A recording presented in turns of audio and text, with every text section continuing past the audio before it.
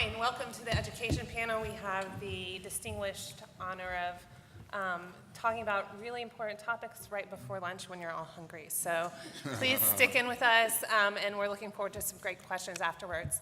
My name is Erica Frankenberg. I am honored to be a part of this panel with three very distinguished colleagues. Their biographies are in your program. I'm not going to spend the time now to talk about them, but please do read about the amazing things they've done. I have Jitu Brown next to me. Next to him is Rucker Johnson, and on the end is Linda Darling Hammond. And we'll actually go in reverse order from the order I just introduced them in. However, briefly, I wanted to just put on the table a few things for us to think about as we delve into education, thinking about where we are now and where we've come in the last 50 years, what's changed and what's different. One of the most obvious things that's changed is the public school enrollment is entirely different than it was in 1968. 1968 or 1970, the schools were almost 80% white, 15% black, 5% Hispanic. Today, they're multiracial. In our youngest grades, actually, we have no one majority, but overall, about 50% of public school children are white, 25% are Latino, 15% black, 5% Asian. So we have multiracial. So instead of the focus in the Kerner, which was on blacks in the inner cities and whites in the suburbs, not only do we have a multiracial group of students, but we also have very disparate ways in which these students are spatially disaggregated. And we certainly know from yesterday's conversations that we have increasing suburbanization of people of color.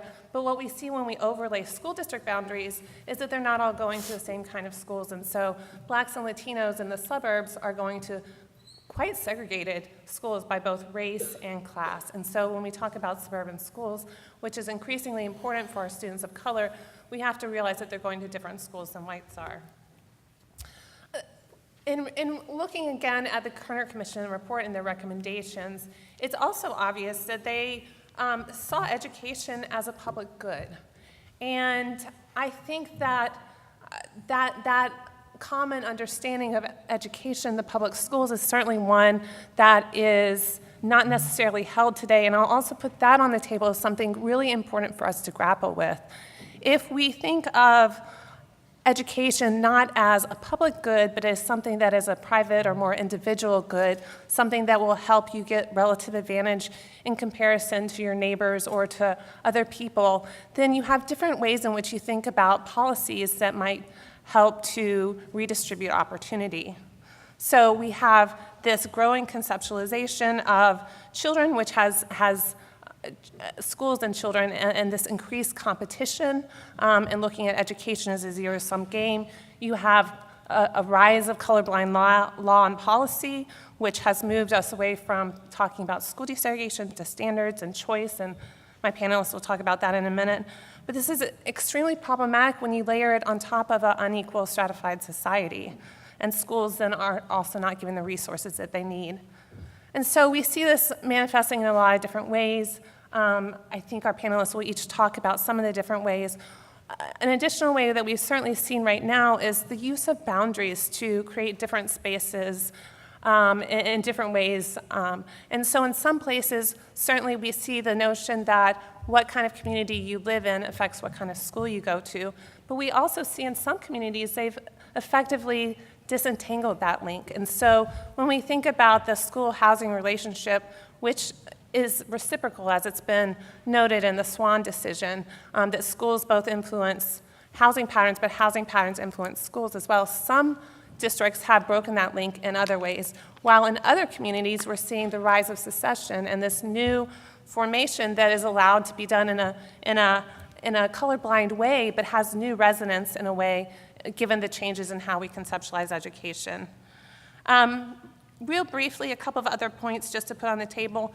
Some of the changes that we have seen for the good, we certainly saw since 1968, which was really the end of any significant, meaningful enforcement of the Civil Rights Act and executive enforcement that helped to desegregate Southern schools. We did see, for 6 years after the Kerner Commission report, a huge body of law that helped to expand the rights of desegregation. That has since been declining, but it's really important to note that we had not yet had decisions like Green or Swan that helped to transform schools around the country.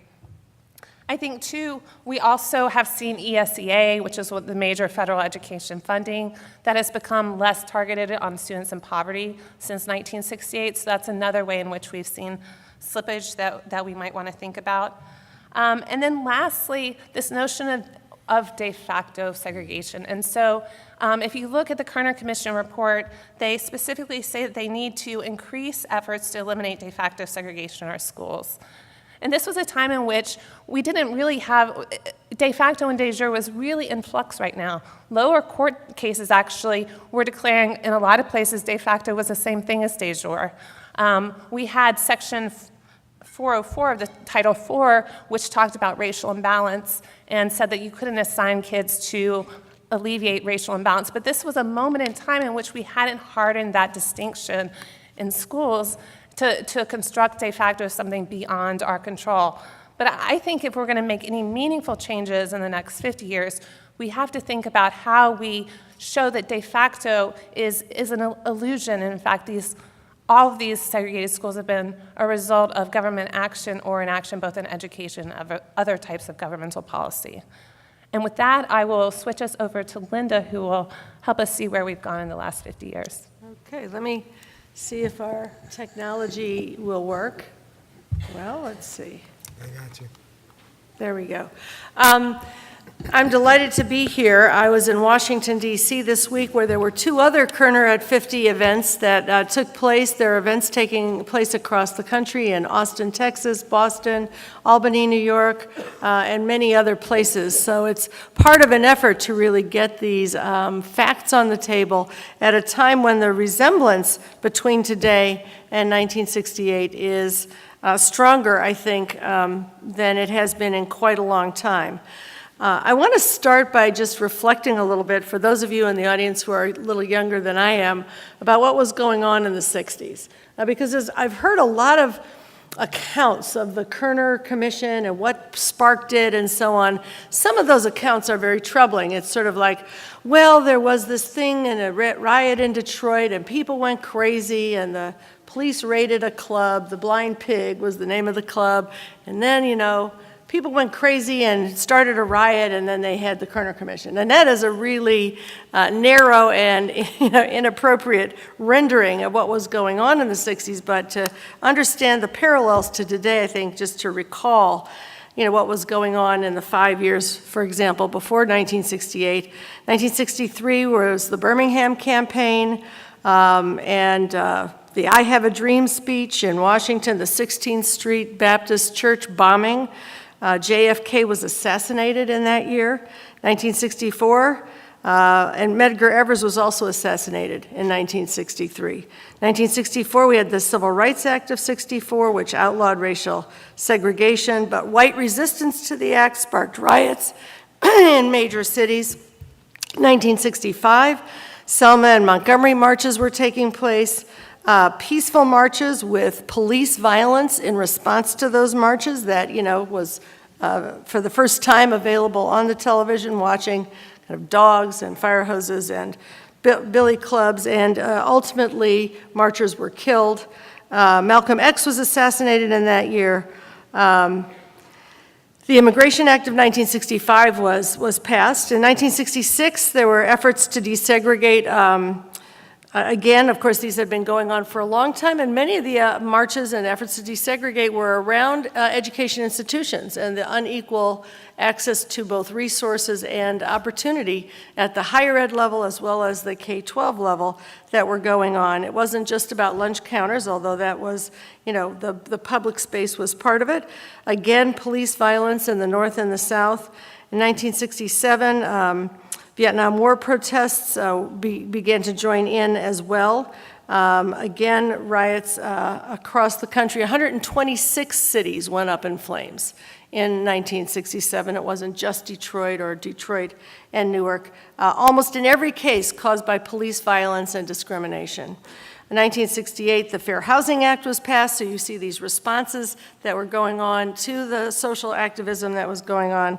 The Kerner Report came out on March 1st. In April, Martin Luther King was assassinated, and Robert Kennedy was assassinated in June. So for those who were there and remember this walk down memory lane, it was a very intense time of both social progress and social resistance and activism.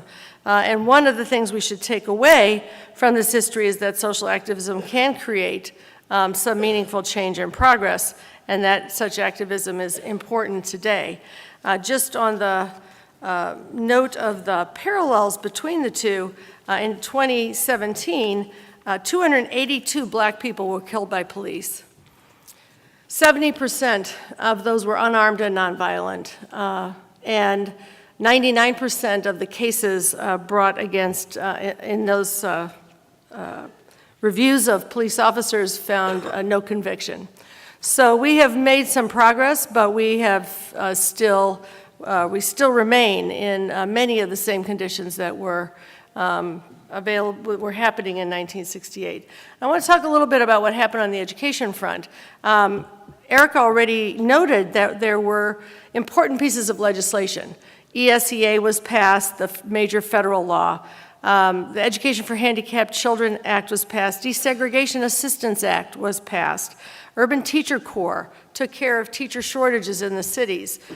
Major investments in urban education were made. Along with desegregation, school finance reform lawsuits were becoming successful, and there was more equalization of funding, both across schools by race and across schools by class and wealth of school district. And that massive investment of funds, which was part of the War on Poverty, part of the Great Society programs, actually brought about considerable gains in education outcomes. And so here I want to just show you that in 1973 to the end of the 80s, where these programs ended, there was a decrease of more than half in the black-white achievement gap. And if you go back into the 60s, there wasn't data, national data available before 73, you would see an even bigger decline in that gap. But something happened in the 80s, and the achievement gap began to increase again, and it's now 30% greater than it was at its lowest point. That happens to be math. The same thing is true in reading. You can see the sharp decline in the achievement gap, and then the growth of the achievement gap since then. And the No Child Left Behind Act, which those of you in education will know as the No Child Left Untested Act, or the No Child's Behind Left Act, or many other names for it, really focused on the achievement gap, but it did not focus on the opportunity gap. And that's really the challenge that we have today with the new version of that law, the Every Student Succeeds Act, where there is an opportunity to take advantage of that. What was going on? In the 1980s, Ronald Reagan was elected. Almost every one of the programs that I ticked off earlier was either reduced or discontinued. Federal investments in education went down from 12% to 6% of the school budget. Many of those programs were discontinued, especially first the ones that were feeding curriculum reform and teacher investments in the cities. When I went into teaching in 1975, I wanted to teach in Philadelphia, but teachers were so well paid and so well treated in Philadelphia at that time that they didn't need beginning teachers. Now they would take a warm body, and so I substitute taught in the city and then went out to a desegregating district right outside of Philadelphia. That all ended because the funding, was reduced, and now, teachers are paid 30% less than other college-educated workers, and even less than that in most of our urban areas, where the class sizes are bigger, the resources are fewer, and it's much harder to keep an adequate teaching force. But if we had continued the path that we were on, we would have closed the achievement gap by the year 2000. And we would be done with this conversation. So we need to think about that. Part of what went on with the War on Poverty was a great reduction of the number of children in poverty. Between 1960 and 1970, there was the number of kids in poverty reduced by about half. It's now increased again to 22%. 1 out of 4 kids are now in poverty. Number of children in deep poverty has also doubled over the subsequent years. The proportion of black students attending majority white schools has gone down. We are resegregating because of the elimination of the desegregation assistance and court orders. And the degree of segregation in districts that have been relieved of court order desegregation plans, you can see that segregation decreases remarkably to the point of the court order leaving. And then when the court order has been removed, segregation increases again, even to a greater extent. So those policies that were in place made an enormous difference. The lack of those policies in all of the years since is really the challenge that we have to confront today. And we're in a situation where we have the most inequitably funded education system in the industrialized world. We have the largest number of children in poverty of any country in the industrialized world. We have doubled the number of children who are homeless in the last decade. You could fill every NFL stadium with homeless children and have some left over to sleep under the girders. With the number of children who are being neglected. We have sort of this aggressive neglect of children that has continued and been reinforced in policy. Look at the fact that we couldn't get the Children's Health Insurance Program renewed in this last round of crazy conversations in Washington, but the same thing has been true in terms of education policies. So the point I want to make is that we are going to need the same kind of social activism that we had in the 60s again today to get to the place where we get the kind of policies in place that are necessary. We do have reason for hope in Black Lives Matter, women's marches, marches on behalf of the Dreamers, boycotts now against guns. I think all of that activism is going to need to be part of the process of reclaiming and advancing an equitable education system. I want to leave with one quote from the Excellence in Equity Commission that issued a report in 2013. For Each and Every Child was the name of the report. Chris Edley here at Berkeley was the chair of that commission. I think he'll be on the program later today. The report said if Hispanic and African American student performance grew to be comparable to white performance and remained there over the next 80 years, the impact would be staggering, adding some $50 trillion in present value terms to our economy, more than 3 times the size of our current GDP. This represents the income we forego by not ensuring that all of our students, that equity is available for all of our students. Our social compact is at risk. In 1950, there were 20 workers for every person on Social Security. Today, there are only 3 workers for every person on Social Security. If every one of those young people does not have the capacity to get a good job, earn high wages, and pay high taxes in our society, your Social Security, my health care benefits, and the whole social compact fall apart. So we have to understand that it is in the interest of every American for every young person to be well educated. And that's got to be the basis on which we proceed over the next decade. Thank you.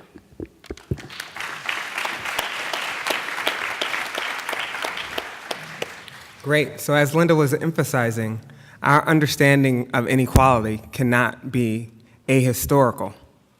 And we must take the lessons from the past and import them into our future. And when we do that, what we see is that the period in which we witnessed the greatest convergence, the greatest racial convergence in academic achievement, in educational attainment, in earnings, in health status, coincided for earlier era cohorts first exposed to integrated schools and hospitals. And what I want to revisit as we kind of use data as a time machine is where we were in 1952 on the eve of the Brown decision.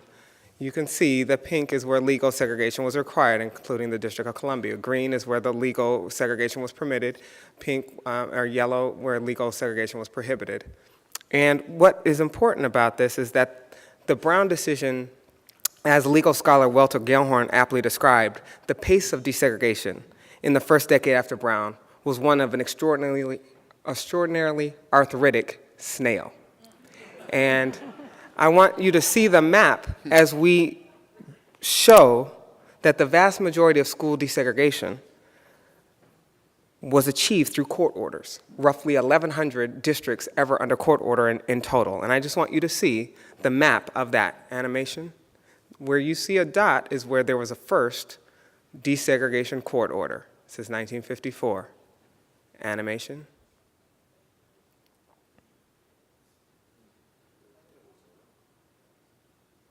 The 1964 Civil Rights Act putting teeth in enforcement, you saw that acceleration in the court orders. The landmark judicial decisions following Brown of Greene, Swan, Milliken were critical. But I want you to recognize that there's only about a 15-year window at most in which significant integration occurred. That the Supreme Court issued 3 major decisions in the early 90s that significantly altered the legal basis for court-ordered desegregation, and it became easier to terminate court-ordered plans, that more than half of the court orders were lifted since 1990, and more than 200 that represents. So in 1972, roughly 25% of black students in the South attended schools in which more than 90% of students were minorities. Today, in districts that lifted the court order, that proportion of black students, 54% of black students now attend such apartheid schools. Now, what's important about that is desegregation was a road toward a path to integration. So desegregation to integration is moving from access to inclusion. It's moving from exposure to understanding. And this is the way forward. But what is true is that it's not just the mixing of black and brown kids with white kids, but it is actually the integration of the school resources, the teacher quality, the school spending, the curricular offerings, the AP offerings, beginning even in the pre-K years. That is what true integration looks like, and we are falling short of that. But if we go back in time to examine the evidence of what impacts when those pieces were put in place, let me just describe quickly what we found. So the timing of desegregation court orders we used to isolate the effects of integration independent of family and other neighborhood and other coincident policies. And what we see is leading up to the court order, we see no pre-existing time trend, but for African Americans, we see a significant increase in years of completed schooling with no significant impacts for whites, but we see basically an additional year of educational attainment, including increases in college quality, college attendance, for those who were exposed throughout their school-age years relative to those who were not. These are cohorts that were born between 1945 and 1975 that straddle that period. When we look at adult earnings, we see a similar mirroring of not only convergence in educational attainment, but that translates into about a 5% increase in wages with each additional year of exposure, translating to about a third increase in wages for those who were exposed throughout their school-age years relative to cohorts that were already 18 or older at the time of the original court order, again, with no negative impacts for whites. As we move to the annual incidence of incarceration, in other words, the ways in which these policies can break the intergenerational transmission of poverty, we also saw similarly, in no pre-existing time trend, but a noticeable 20 percentage point decline in the annual incidence of poverty for those who were exposed to integrated schools throughout their school-age years, with, again, no negative effects for whites. And as we look to incarceration, we see that those investments, beginning in the early years in education and equal access, that they translated into, okay, maybe this figure is not showing, okay? Well, they translated into about a 20 percentage point decline in the lifetime risks of incarceration. And again, what's important about that is those effects were able to be transmitted into the next generation. So we've linked 3 generations of adult outcomes to show that the parents' exposure to integrated schools and their improvements in economic and educational attainment resulted in their children's academic achievement also increasing, so that we see for their children's outcomes, their likelihood of graduating from high school increased appreciably, and again, with no effects for whites. So when you put that all together, one of the things that we have to recognize is that this is not just about desegregated schools, but sometimes even within desegregated schools, we have segregated classrooms. So I want to bring this forward to talk about The contact hypothesis, I was telling you about the kind of multi-generational effects, and that's kind of affectionately I refer to the grandchildren of Brown of these impacts. But what I haven't really emphasized here is the effects on all children, not just blacks and Hispanics, but whites as well. And I want to put forth that the contact hypothesis proposes that when appropriate conditions are in place, that interpersonal contact can reduce prejudice, increase racial tolerance, and be transformative in an individual's values. And nowhere is this potential greater to foster racial harmony and be enriched by diversity than in our public schools beginning in the earliest years. And children aren't born with these prejudices. It's learned beliefs and attitudes that are nurtured. And it's when the contact is not sustained over a significant period, but is only temporary. It's then that we have enough contact to see the differences, but not enough contact to appreciate the similarities and ways that are in common. And so too often, our exclusive focus is on interpersonal experiences of racism, rather than a systems approach that considers structural racism. And I want to put forth to you that structural racism is a disease. It's an ideology predicated on the belief that some groups are intrinsically inferior in their capacities. It charges the belief in implicit assumptions that poor kids cannot learn, the poverty and the soft bigotry of low expectations. It infects systems and creates and feeds on separation. And what it fuels is the complicity in inequitable public spending across schools, health, criminal justice, housing, to protect us from people that are different from our own. And we can at one point have an effective treatment for such a condition, but relapse can occur if you fail to continue to apply the treatment. Integration was one such treatment. And it's in this way that segregation and racism are two sides of the same coin. Now, what we do is we use the timing of this lifting of release of court orders that happened since 1990 to look at how the changes in school segregation, that these lifting of the court orders led to significant resegregation. We then examine what impacts did they have on Black, white, and Hispanic children's subsequent racial attitudes in adulthood and their revealed preferences for diversity based on the diversity of their adult neighborhoods, workplaces, and personal relationships. And we provide new evidence, we provide new evidence that exposure to diversity in the school years significantly impacts one's long-run outlook on race and highlights ways in which our socioeconomic status colors perspectives on race. So what we do is we analyze the impacts of the school segregation that was induced by the lifting of the court order. And what's important about the changes in the timing of the lifting of the court order is that it was usually accompanied by a negotiation between Black leaders, sometimes with the NAACP, and white leaders, in which they recognized that moving back to neighborhood schools was going to cause a resegregation of schools. And so one of the ways they tried to counteract that was by investing more in high poverty minority schools in the inner city as an agreement and negotiation with the lifting of the court orders. What we do is examine how the increase in segregation and ways in which maybe that could be counteracted by the increased spending and what effects on outcomes. And we're using some of the longest running panel data that one can construct to do this. And what we find, again, the timing of the release of the court order leads to the resegregation, but it is accompanied by some increases in investments in spending in those low poverty schools. Well, what happens? Well, what we see is on the eve of those court order releases, actual Black high school graduation rates were increasing significantly. And then we see a significant stall after the court order.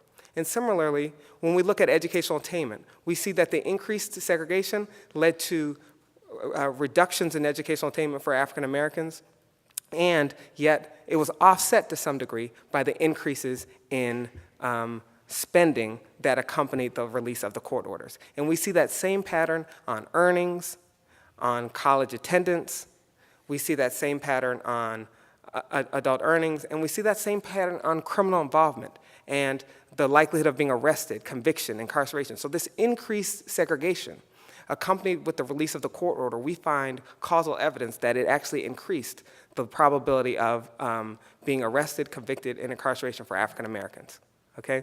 Finally, with regard to racial attitudes, what we find for whites in particular is that when they're exposed to more diverse school settings, that they exhibit both greater racial diversity of friends in adulthood, that they exhibit greater that they choose neighborhoods in adulthood that exhibit more racial diversity, and that they make statements around their racial attitudes that are much more open, and it translates into various dimensions of racial attitudes, including liberal versus conservative views. So in summary, let me just put this all together, that the first era of school desegregation, we found that for African Americans, it increased educational attainment by 1 year, that increased earnings by 1/3. This is about like being exposed throughout your school age years.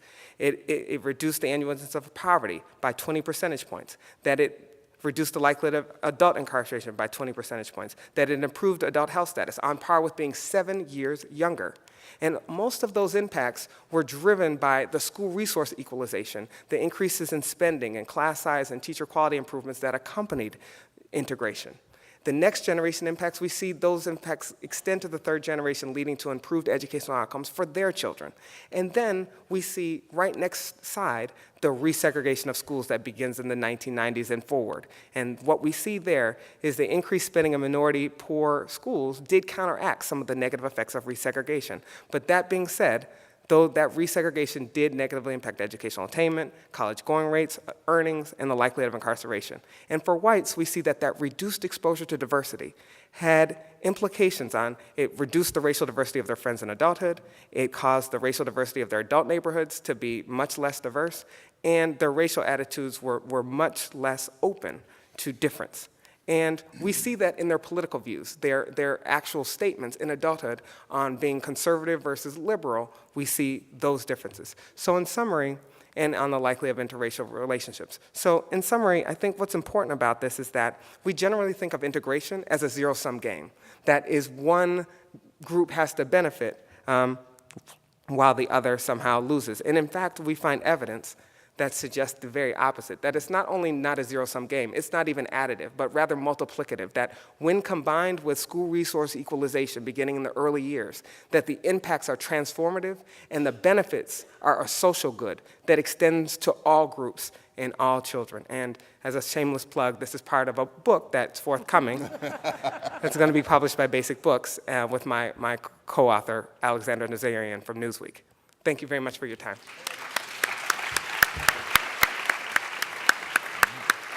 How do you move it forward, then? Okay, so he's going to pull you up, I think. We're ready for the next presenter. Thank you. All right.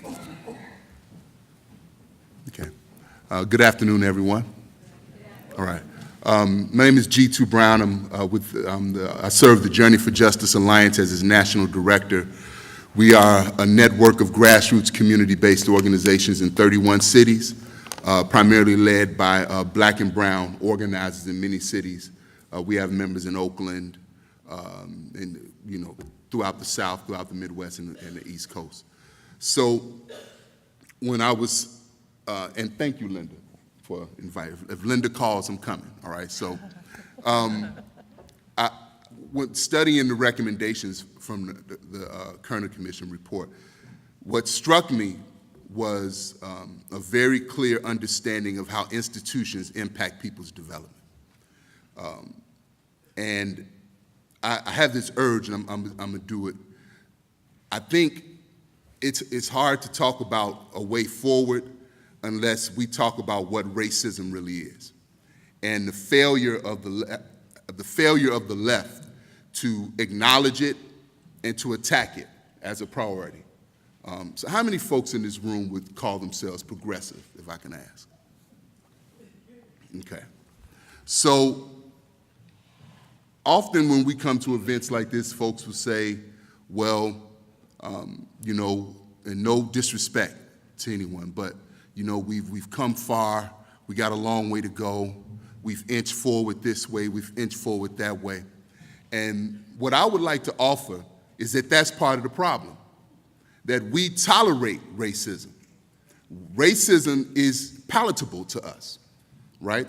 We shake our head, we may do our work, but Ella Baker once said, until the killing of black men, black mothers' sons is as important as the killing of white men, white mothers' sons, we who believe in freedom will not rest until it comes. And we say that same thing for education. if we have systems set up to guarantee that black and brown children do not get the same opportunity as their white counterparts, why is that acceptable? Why don't we reject that like projectile vomit? Why do we embrace that or accept it as a reality of life? And I think that that's an important thing for us to examine. So I just want to share this piece that I was taught, that if we view racism as an opinion or a thought, then we're confused. That racism is like an incurable disease. It's like a disease that you were born. America was born with this. It has infected every quality of life institution that we know about. So that's why when Michael Brown was killed, he was demonized right in front of us on national television. That's why when Eric Garner, a granddaddy, was choked out, lynched in Long Island, on CNN, not www.whitepower.com, but CNN, they demonized his grandfather. That is why children in Miami, like Power U, have been fighting to stop the school-to-prison pipeline and the over-policing of our schools for decades, and have been ignored by decision makers. They've done turnout by the thousands. But when white children raise their voices, and they should, and I applaud them for raising their voices, but we have to understand what we're looking at. When those children raise their voices, now decision makers scramble. CNN interviews them. But where was the interview of young people who forced Senator Dick Durbin to do a Senate hearing on the school-to-prison pipeline 2 years ago? Where was the support for those young people? So what we have never reconciled in this country is the hatred for black people. We have never reconciled it. We have never dealt with the fact that this country hates us. And that hatred is reflected through every piece of policy you can imagine. And that hatred infects all of us, everyone in this room. If you are white, my humble recommendation, sisters and brothers, is that you should assume that you are racist. Assume it. Assume it and struggle with it. I am black. I'm blacker than 1,000 midnights, right? I got a red, black, and green flag hanging from my house. But I struggle with Negro tendencies every day, because this country became masterful at turning Africans into Negroes. You cannot take a free African and say, serve me. You had to beat, murder, destroy the independence out of that African. So I'm saying that to you, sisters and brothers, because if we approach racism from a space of humility and understanding what it's really about, then we'll understand why the Kerner Commission recommendations have not been implemented. The solutions are not difficult. The fact is, America hates black people. And so I'll start with that. And so what I like to do is just, again, share with you a few things from my understanding in regards to how institutions function. So a great grassroots leader by the name of Baba Fundisi Mpatanishi from Detroit, Michigan. He started the the Malcolm X Liberation School in Detroit, and was a major contributor to the Detroit Anti-Hunger Program. Shared a quote with me, and he's my teacher, he's my mentor, brother who brought me into this work. He said, the foundation of any nations are the institutions that lay the groundwork for the people's development. And the way I understand that is how institutions function, they are value statements. Like budgets are value statements, that institutions function how societies see those populations. And if you can embrace that, then according to the United Nations, there are 5 basic institutions. Now, there are more, we know. But the United Nations says that the 5 basic institutions are education, housing, food production and delivery systems, healthcare, and clothing. All right? So how do these institutions function? I know we're talking about education, but I'd like to look at something else. So let's talk about food production and delivery. This is a grocery store in Chicago called Treasure Island. Treasure Island is a world-class store. They call it America's most European supermarket. Now, this grocery store is about 10 minutes from the neighborhood where I work. Now, in some communities, raise your hand if you got love for Whole Foods, all right? In some communities, their corner stores look like this. And the food production and delivery systems offer fresh food, high-quality products, and those people don't have to do sit-ins or get arrested to receive that type of service. But in my neighborhood, and I live on the west side of Chicago, my grocery stores are Food for Less. And at the Food for Less, you get second-rate fruit, and I guess I've officially arrived at middle class. So I live in the hood, but I'm a homeowner. But at the same time, because we are undervalued, what we are provided is a Food for Less. And that's what our corner stores look like. So for many communities throughout this country, whether you're in Philly, New York, Detroit, Atlanta, that's our corner store. And in many cases, that's also the grocery store in many of our communities. The way we are seen is how institutions function in our communities. Because people that live in neighborhoods like that pay taxes too. So in 1954, the Supreme Court passed a historic Brown v. Board decision that said to end segregation with all deliberate speed. And due to a lack of political will to enforce those mandates, as we know, in cities like Prince George's County, Maryland, white families pulled all of their children out of the public school system to avoid sending their children to school with us. That was school choice. The Little Rock Nine integrated Central High School in Little Rock, Arkansas, and endured torment all 4 years of their high school career. It was not just about the photo ops when they were allowed into school. They were tormented, they were beaten, they were discriminated against all 4 years of their high school career just to say we're human beings and we deserve opportunity too. So what I'd like to share with you is just an example of what young people and people in black and brown communities have to go through today just to receive equity in public education. Because I think we're not talking about the impact, or we should talk about the impact of school privatization on the lack of, the lack of access to the equity that people seek. I have a different take on the New Orleans story. We have 3 member organizations in New Orleans. I would ask you all to Google an article called Faking the Grade from the New Orleans Tribune. That 7 years after Hurricane Katrina, and they call this disaster capitalism, right?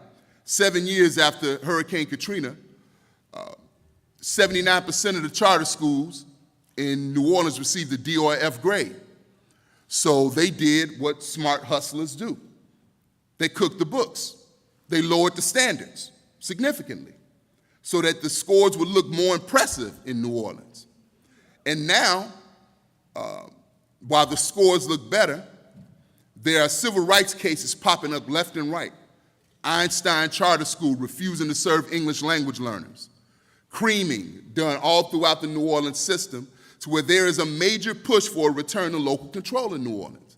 Because it's very interesting that in cities across this country, like Baltimore, Chicago, New Orleans, throughout New Jersey, Newark, Camden, Paterson, right, New York, they take away our right to vote. In these cities, we don't have the right to vote for our elected school, in several other cities. But we're calling this school reform. But if you look at the Eli Broad Training Institute, and I stole a copy, I stole it for the people, but if you look at the Eli Broad Training Institute, they say very clearly that a necessary ingredient to school reform is to eliminate elected school boards. A necessary ingredient to school reform is to eliminate elected school boards. So in order to be heard, young people in Baltimore have had to take over school board meetings, right? Americans have to take over school board meetings. Parents in Chicago had to chain themselves to the statue outside the mayor's office because despite developing a world-class proposal for a neighborhood high school, they're ignored by a mayor who is hell-bent on pushing African Americans out of the city of Chicago. In 2000, we were 53% of the population. Today, we have 32%. And that is not just a Chicago story. It's a Los Angeles story. It's an Oakland story. It's a Philadelphia story. It's a Washington, D.C. Is D.C. still Chocolate City? No, it is not. And school privatization and loss of affordable housing are 2 ingredients to that equation, right? So I was one of 12 people in 2015 in order to stop the closure of our last open enrollment neighborhood high school, had to launch a hunger strike. We were so unheard, we were so ignored by a Democratic mayor, a so-called progressive by the name of Rahm Emanuel, that we waged a 34-day hunger strike. That woman to the far left and the middle was hospitalized for 3 different times during the hunger strike, and she would not let us take her off. And in order to win that high school, which we did, it's open today with $16 million in new investments. That's what we had to do. But sisters and brothers, that's what Americans had to do in order to stop the gutting of our education institutions in our communities. And in New York, we see examples of parents who had to march 150 miles to the state capitol to bring up issues of education inequity. In New York, young people lied in the street to do a die-in to stop zero tolerance. These are thousands of people marching against school closings in Washington, D.C. These are young people filling the halls in Philadelphia because while they closed 24 schools in Philadelphia, they also were building 2 new prisons right outside of Philly, claiming a budget crisis. Hatred. Hatred. These are young people in Philadelphia disrupting the showing of the privatization promo flick, Won't Back Down. The adults would not resist it. Teachers would not. Community organizations would not. So students from Philadelphia Student Union took 50 young people and they disrupted the showing of this film.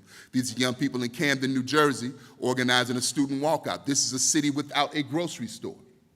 A city without a grocery store right next to Philadelphia. These are young people in Detroit from Frederick Douglass High School launching a walkout due to the loss of black teachers.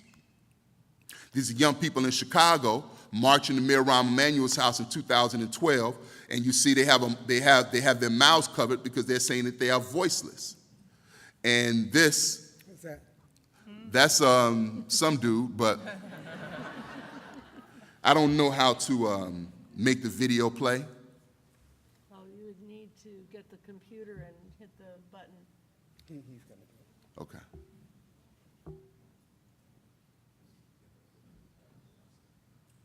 Who's going to do it? Are they over there? Can you, Who's controlling the? Ezra, are you able to do You got to hit it on the side, not on the picture. Or at the bottom sometimes. Okay. Well, trust me, the video was good. All right, so America, we know that according to the UN, America ranks 17th globally in education amongst OECD countries, but you remove poverty, we shoot up to number 2, which tells me that we know how to educate children, but we refuse to educate black and brown children. I'd like to share with you that there's a lot of poverty in our pain. There's a list of companies, American companies that invest in prisons in this country that are as long as this room. And so the political will to treat us like human beings has to be addressed, right?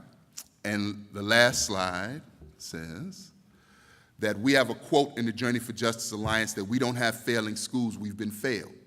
Every parent that kisses their child and sends their child to a public school has a right to expect that that school is equipped with the resources and the expectations to help that child stand on our parents' shoulders. But what we have done in this country is we flipped the blame. So we've said somehow there's something wrong with those children, right? So we need special schools for black and brown children. No, we don't need special schools. We just need to be treated with the same love and care that we treat other children. And so that is our belief on what we need to do to move the Kerner report forward. And thank you very much.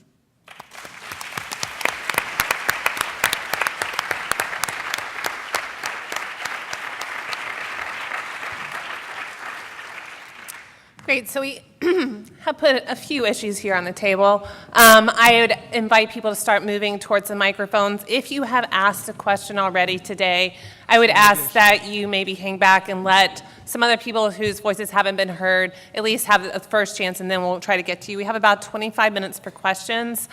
And I'm also, in the interest of time, going to ask that you keep your questions as short as possible, although obviously these are very complex issues.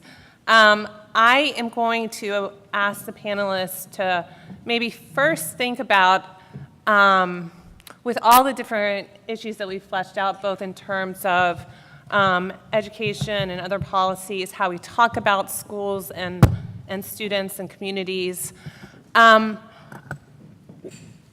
This is still obviously both, there's long-term work to be done, and this is a grim time to be thinking about civil rights enforcement. Will the government do it? And if so, what branches and where? And if not, who and what sectors should pick it up if the government won't do it? I have really been wrestling with this notion of local control in a different way than what you were talking about, G2, and in the way white communities continue to use the notion of local control to hoard opportunity, and the ways in which that doesn't give then urban communities control. And I also, we have a new federal education bill that gives power to the states, and I, Linda, you mentioned that as a possible alternative. Certainly in places like California, I can see that would be great. I went to public schools in Alabama, where I went to unair-conditioned schools, so state control of education always makes me a little worried. So wondering if you guys could just help us think about what is the road forward. Let me just start with the role of the states that you mentioned. We have so much inequality baked into the system of public education that just about every state has its state bird, its state flag, and its state school finance lawsuit. So more than 40 states have active litigation around the inequalities in the school funding system. However, we are seeing, once again, a lot of successes in those lawsuits. So we're beginning to see lawsuits succeed, those systems being declared unconstitutional. To get that enforced, of course, there's got to be a lot of follow-up community activism and activism from researchers and others who keep putting the facts on the table. But California is an interesting example of litigation some years ago. Many of us kept the issue on the table for quite a long time. We now have the most progressive school finance system in the country. In terms of more money for students in poverty, English learners, students in foster care. Rutgers just did another study which demonstrated that the local control funding formula is for the students who are receiving that extra money, improving graduation rates and achievement. And so there is hope that that kind of thing can go on. Washington State right now is paying $100,000 a day until they get a school finance formula that works. The court is, leveraging that tax on them. So I do think we have to continue to pursue that aggressively and determinedly. I know Illinois, that's on the table as well, and I'm sure G2 is involved in that as well as everything else that he's involved in. In ESSA, there are a bunch of what I call equity nuggets. And we wrote a report at the Learning Policy Institute called Equity in ESSA, if you're interested in finding out what those nuggets are in detail. For example, you have to demonstrate that your assignment patterns for students are not segregative but are integrative, and there's a component of that. There are expectations that school funding for each school and the degree of equality in the funding is made public, and it becomes then a source of evidence for, pursuing a greater equity in policy. There are a number of things that the law has in it that advocates can grab a hold of and really use to leverage much more equity, but they're going to have to be knowledgeable about where those nuggets are, and they're going to have to grab a hold of them and advocate. And I would just say one other thing about the facts in the matter. We've had a lot of facts put on the table here. There's a discourse that undermines progress. In the 80s, the discourse was the Great Society was a failure. The war on poverty was a failure. In fact, the facts show that it was a great success in accomplishing its goals. There was a discourse that desegregation was a failure. Rutgers just presented the facts that it was, in fact, a great success. There's been a discourse that small community-based schools are a failure, and in fact, as G2 and colleagues have demonstrated in the cities where they've been very active, and as others have, those are often quite a substantial success. So we have to have the facts. We have to have them at our fingertips. We have to be able to counter that narrative in order to also to make the progress that we need to make.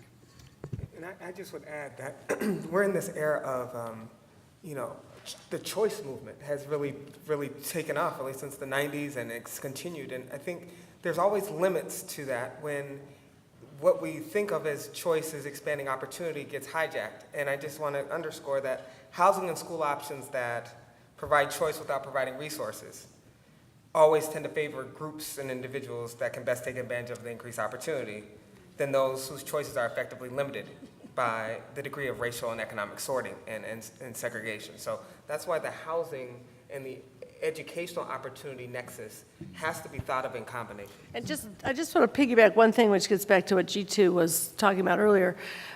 Three-quarters of the parents who have choice available to them proactively choose their neighborhood public school. The neighborhood public school is the preferred choice, and what the courageous people in Chicago did, you know, to really, the hunger strike, to preserve that neighborhood school, which then serves the neighborhood in so many ways, with a 21st century curriculum and with an approach that would give the wraparound services that kids need, is the preferred model of choice for most communities. So I would just say that, you know, one of the things that we did is with the election of Trump and his appointment of Betsy DeVos as Education Secretary, is we came to the realization that our power is local. So we reached out to other national networks that have bases in different, have memberships in cities around the country, and we formed the We Choose campaign. And we said that we choose equity, not the illusion of school choice. And what we did is we developed an education platform that was rooted in what everybody was working on, because too often on the left, we work in silos. I care about testing. I care about school-to-prison pipeline. And we developed this platform and said we have to build local, multiracial coalitions that make elected officials terrified to sell us out. And ultimately, that will make us strong nationally. Because one of the things that has happened in Black and brown, and particularly in Black communities, is that community organizing has been murdered out of our neighborhoods. We have been intimidated, we have been assaulted, to where when we've done community organizing, the response from the state has often been violent. So in many of our cities, groups do social services, right? And don't do base building, don't teach how to speak power to power. So we've built this alliance with groups that speak power to power and try to empower other groups on doing the same around the country. So whether you in Eupora, Mississippi, or you in Albion, Michigan, where they've closed all the schools, they've gotten rid of their school district and busted Black children out of the city, we're doing the work to teach people how to organize, not around just what we don't want to happen, but what we want to happen. And one of our main pillars is sustainable community schools. Great. All right, we're going to turn now to the Baltimore audience, and I'll take maybe 2 questions just to get questions there, and then ask anyone who wants to respond. So good afternoon again, and for the Berkeley audience, my name is David Steiner. I direct the Institute for Education Policy at Johns Hopkins University and served as Commissioner of Education for the state of New York. I have a quick thought question, and then I want to open it up to the audience. We have heard a great deal powerfully spoken this afternoon about racism. We know that one of the consequences of racism was white flight during enforced segregation. We know that certain cities are more segregated today than they were before Brown versus Board. And my question is, if integration is crucial, as the argument was made, and as one might well believe, what are the real routes back? What are the practical, political, social possibilities of increasing desegregation after what has happened? And the second thought I have is that for African American families in places like New York, 50, 60, 70,000 of them are on waiting lists for charter schools. They're on waiting lists for charter schools because they hope for the best for their children. The NAACP has asked for a moratorium on charter schools. The African American community, because of white flight, racism, disinvestment, finds itself split in this tragic situation. And I hope that some thought from the panel might be given to that split and to what to say about it, because what we tend to hear is a zero-sum game. no more charters or charters are the way. But it is the African American families who are caught in that impossible dilemma.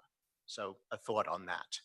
And now to our audience, I think we have a question at the top. Hi, my name is Nassim Kurosh. I'm with the Baha'is of the United States. I wanted to ask a question about integration.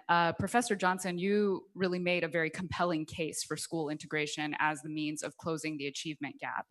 And that's certainly the view I've heard over the years, that integration is really the only way to do that effectively. But I have also heard some alternative views in recent years that integration is not necessarily the answer, because segregation is not really the issue, and that Black and brown children would actually do just as well, if not better, if they were in good schools with Black and brown teachers who could empower them and really ensure their success. And that's somewhat reminiscent of, for instance, scholars like Derek Bell, who suggested that separate but equal actually would have been more successful than the desegregation efforts that were undertaken after Brown versus Board of Education. So I don't know what is kind of the majority view or the minority view. Is there consensus around one, or general consensus? And if you could just kind of speak to those questions and those considerations. And one more question. Yes. Hi. Oh. Thank you, panel. My name is Megan Shook. I've been a parent in Baltimore City for over 50 years. My kids went to public school in the 80s. I saw the public schools go downhill in the 70s while the Inner Harbor was developed and developers were given all kinds of tax advantages, and the city budget went to supporting the infrastructure for that development. And now our Inner Harbor in downtown has greatly expanded and is looking very good and very beautiful and very desirable for private investments, but the city still gives it enormous tax breaks and TIFs, which affects the funding of our schools. Isn't it time to do like they do in some places in South Africa? To say to these businesses and private companies, you want to be in our city. What are you going to do for our city? Some of them do things, but it's not enough. It is truly pathetic, the state of our schools. I mean, you have to walk up to the teacher and say, can I have some toilet paper? I mean, why isn't there toilet paper in the bathrooms? I mean, it is really shocking and not very nice. I think it's deplorable. Thank you. Okay. Different issues on the table here. Certainly questions around integration, white flight, choice, community contributions to the effectiveness of the schools. Who wants to start? I'll jump in on some, I'm sure others will. No? Go ahead. I'll jump in. So I tend to agree. I think that, to me, integration was and remains a tactic to say that if we can get young Black children in well-resourced schools, they'll do better. And I think that while that is true, I think it is a symptom of a deeper problem. I'll give you an example. There's a school in Chicago. If I would have been able to show you the video, you'd have seen it. But there's a school called National Teachers Academy. It is a school where about 82% of the students are Black and low income. They are not only exceeding the district rate for student growth, they're exceeding the state rate for student growth. It is a fantastic neighborhood school, but it's being closed. It's being closed because the mayor of the city of Chicago has promised that school as a high school to white people that have moved into the southern part of downtown Chicago. It is a level 1+ CPS school, and the board yesterday voted unanimously to close it. So I think that if we, and the reason that school was great because they made a focus. They said they wanted veteran African-American teachers to be the leadership of that school. They had an internal system. They didn't have to go outside for professional development. Those veteran teachers mentored the younger teachers. So they had their own system of doing what works. They had smaller class sizes, everything that we know works. So I think that the assumption that in order for Black children to do well or for brown children to do well, we must go to school with white children is missing the mark. The issue is, through policy and practice, this system hates us. And so what it does is it comes up with schemes like student-based budgeting and things like that to make sure that those schools are significantly under-resourced. It implements policies that are against what good teaching is all about. So now students, and No Child Remains Untested, No Child Left Behind, you implement mandates that all the research shows does not equal or is not essential for student development. You overtest our young people. You narrow their curriculum. While students who tend to be white in more affluent communities, they create policies like independent schools, autonomous management schools, where they don't have to go through that same type of mandate. They can do what works. What should happen is that every child should have what works. And we should have zero tolerance for the scams and the schemes that are often done to just enrich the pockets of politically connected school operators.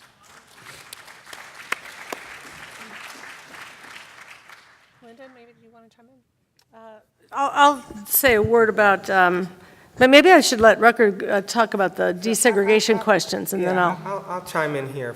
One, I think that what's important to understand is that what's a little different in the earlier era than what's current is the overplay between race and poverty.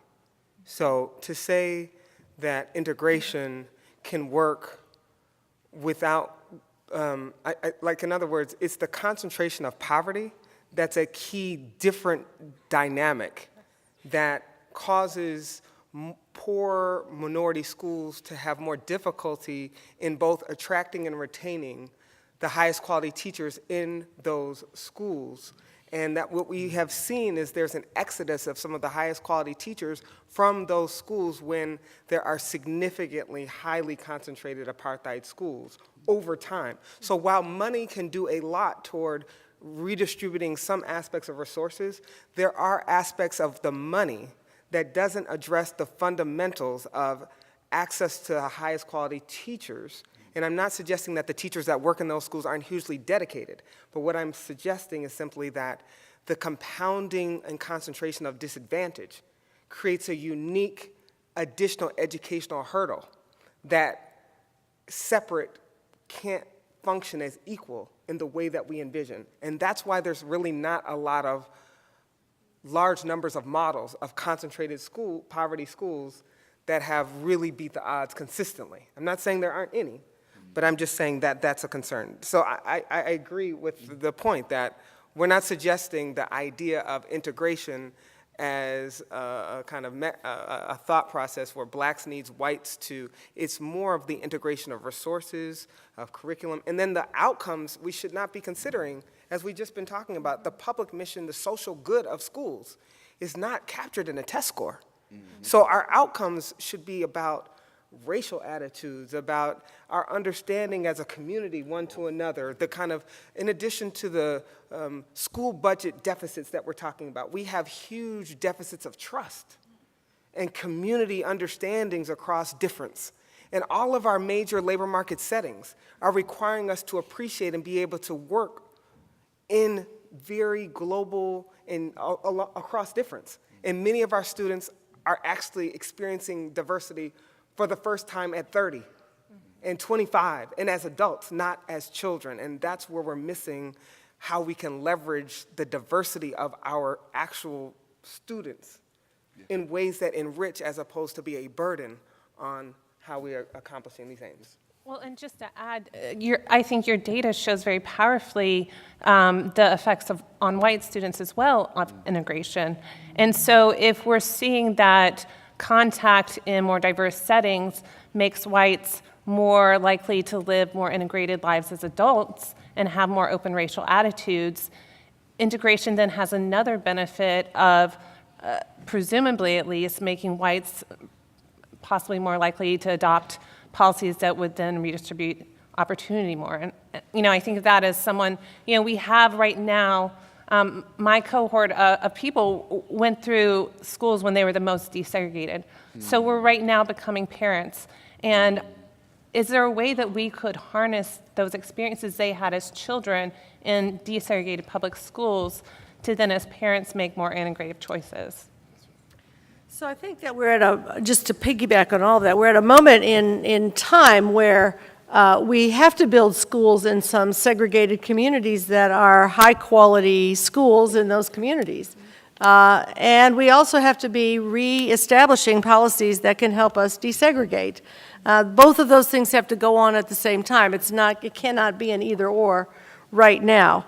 But for all the reasons that you said, Eric, and if you look at the body politic and what's been going on in our electoral system and what's going on nationally right now, the divisions, the racial divisions and the way, people are operating have to be addressed. And that gets us to a policy that includes that. What could we do, given the segregation that policy has enabled?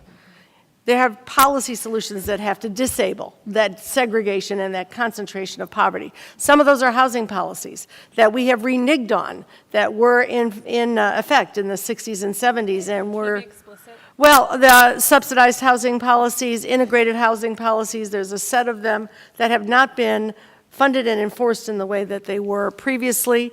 We had redlining explicitly for a long time, but we've got sort of the equivalent of redlining and banking policies and other things that are operating in communities. So there's a whole financial and housing side of it. There are places that are doing interdistrict desegregation. You're very well aware of them because you've done some work on it, Erica, where they are getting successful outcomes, both of making it possible for kids in cities to choose to go to schools outside of cities. There are at least half a dozen of these that have been succeeding around the country, but also building great magnet schools in cities, around arts education or robotics or technology or whatever, and allowing folks to come in and maintaining an integrated student population. There are as many magnet schools in the country as charter schools. About the equivalent numbers of students are going to magnet schools as charter schools, although there's about 10 times as much money going into creating charter schools as magnet schools. So we could be balancing the ways in which we, use the public purse in that regard. I want to say about the charter question that came up, there are some good charter schools. There's some here in Oakland. There are some in other places around the country. But being a charter school does not make a school either a good school or an accessible school. And that's been a real part of the problem. There are a lot of charters that have also been failing schools. And so people may want to get into what they hope will be a better school, but it's not always available in New Orleans. As G2 started out, many of the charters were on the D or F rating list.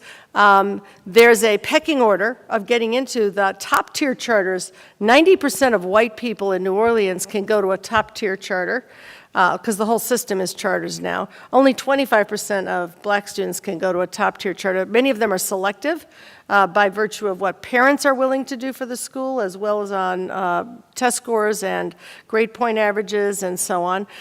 There's a set of tiers of charters, and then at the very bottom, there are a few that operate really almost like the prison system, and some are owned by the same people who own prisons, so they're getting kids acculturated and ready if they are kids who have deep special education needs. There was a lawsuit brought to just make sure that schools would take those kids.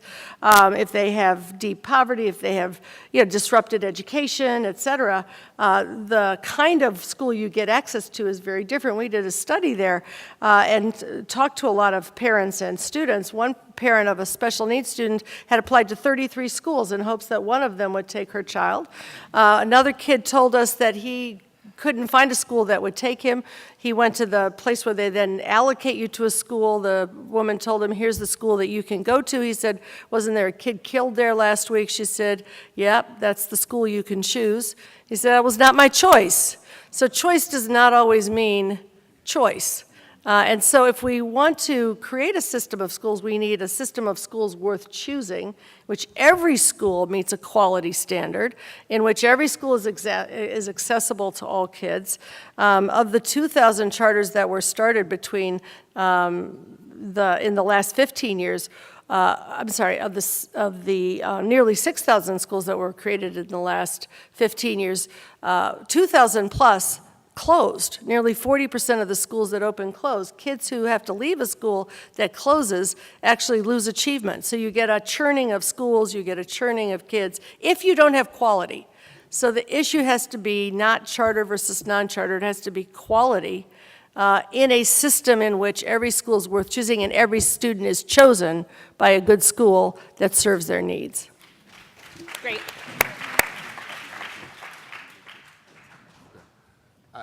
I do want to say, I want to be clear, the Journey for Justice Alliance, we are not like anti-charter school ideologues, right? So we're not foaming at the mouth saying death to all charters. I do agree that there are good charters, but I think the charter industry has had the particular effect that we're talking about.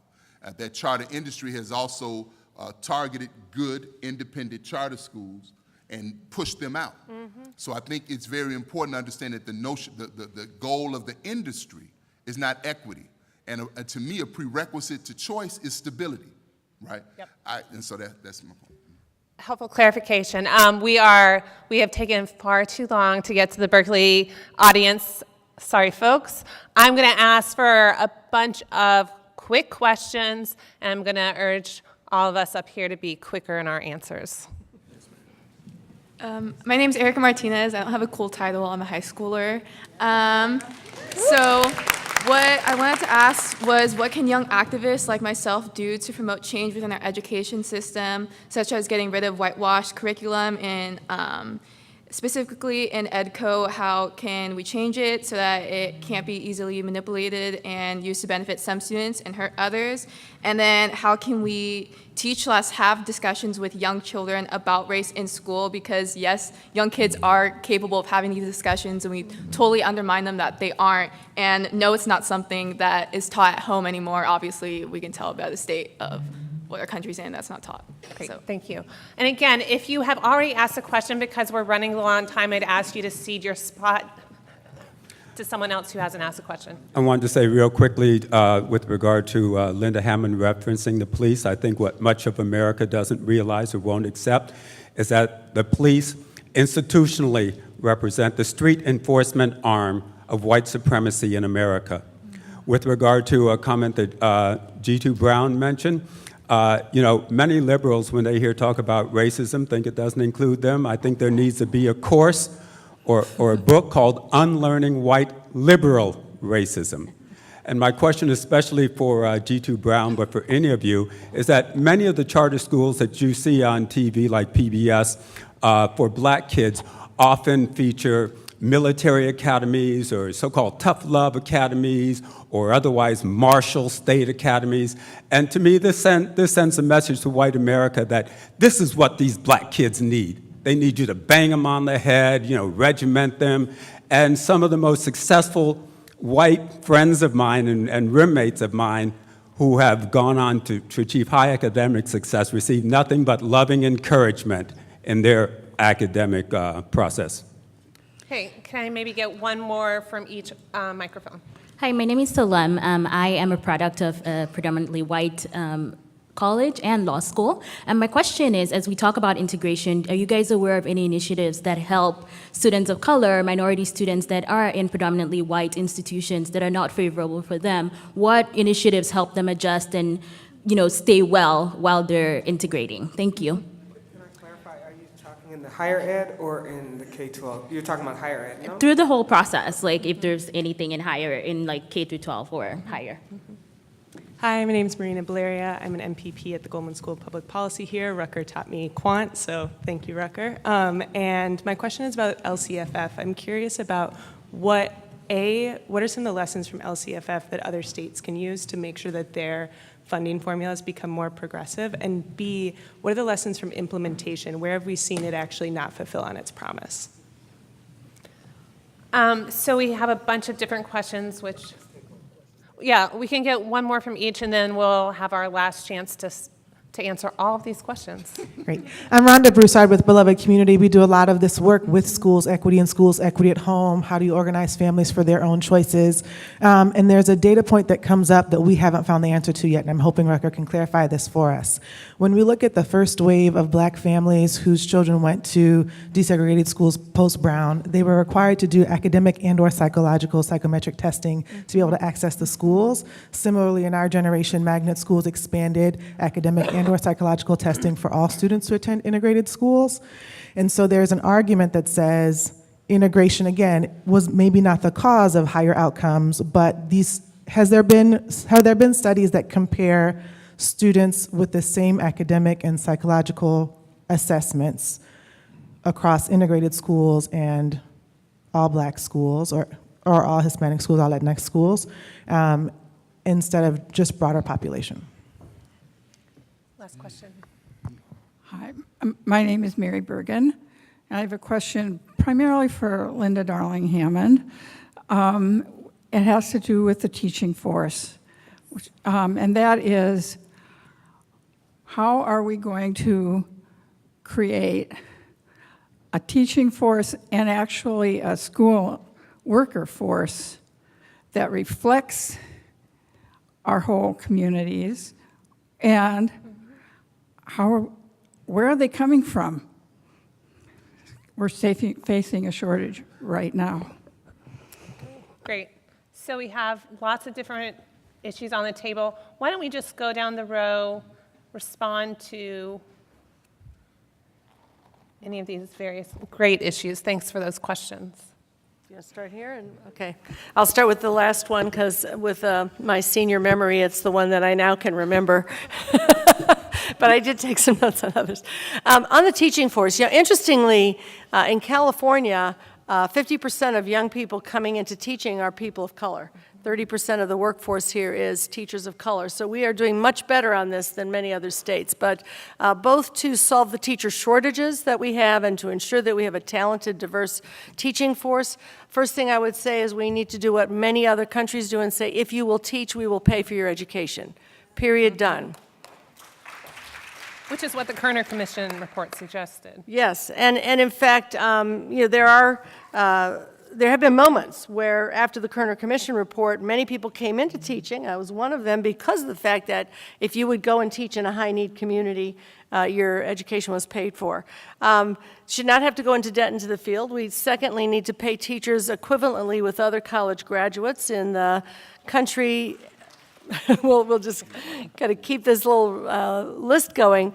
In the country as a whole, teachers in the U.S. get paid about 30% less than other college graduates. In other high-achieving countries, they're paid equivalently to other college graduates. And in fact, in places like Singapore, the government routinely raises wages for teachers without collective bargaining or fights or boycotts or any kind of angst about it, because they want to be sure they're always equivalent to those of engineers and other well-paid people, so that they can have a profession on which all other professions depend that is, always plentiful and then able to be allocated equitably. The other thing, of course, you need is equivalent working conditions across schools.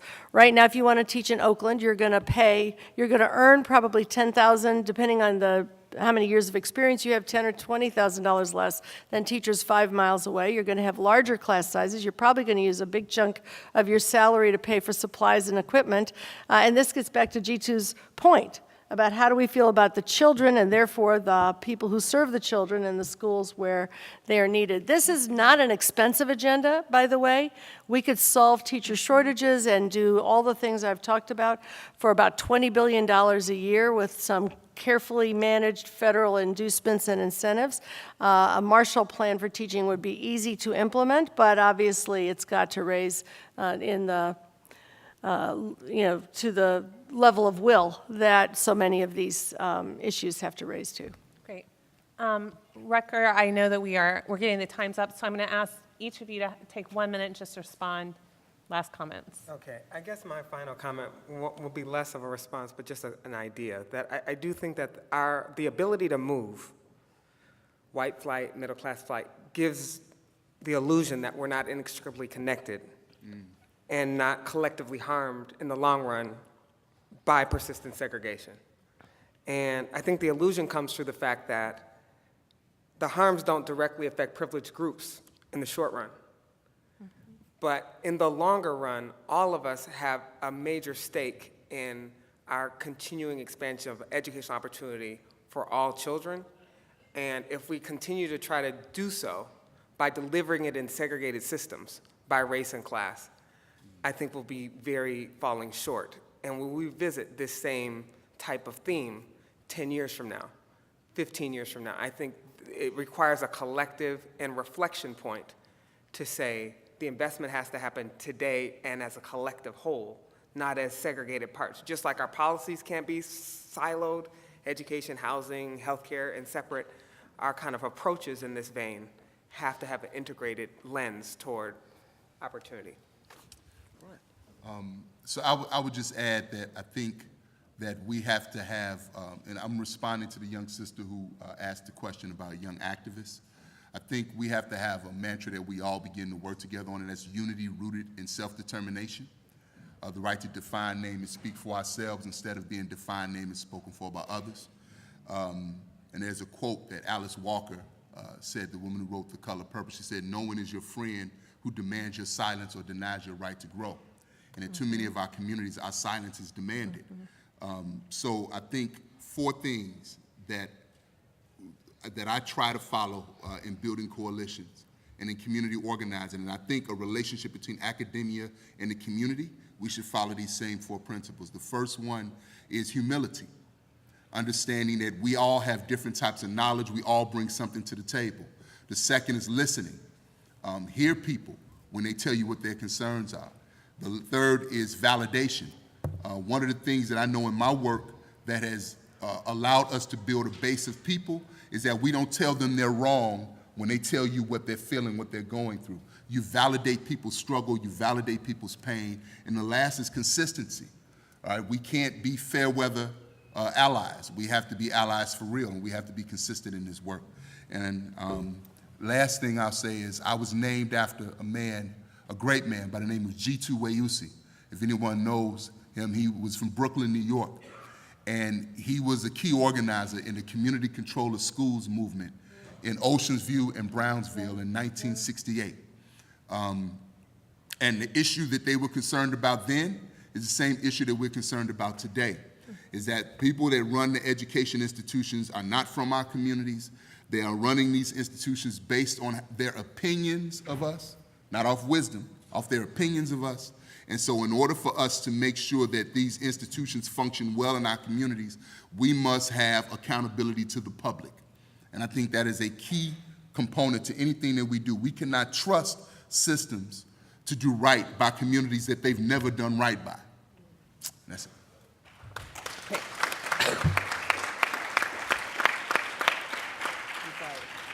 I would add just the importance of continuing to center race and poverty in our discussions of education reform, which has been on the margins, if there at all, for far too long, and the importance of continuing to think about education as a public good. And I think that requires all of us, not just those of us in education. Now, I have the important instructions about lunch. We have a 30-minute lunch break. Lunch is back there in the foyer. You can eat here or there. Linda will also be signing copies of her book in the foyer as well. So many chances, and we'll be back here at 1 o'clock. Thank you.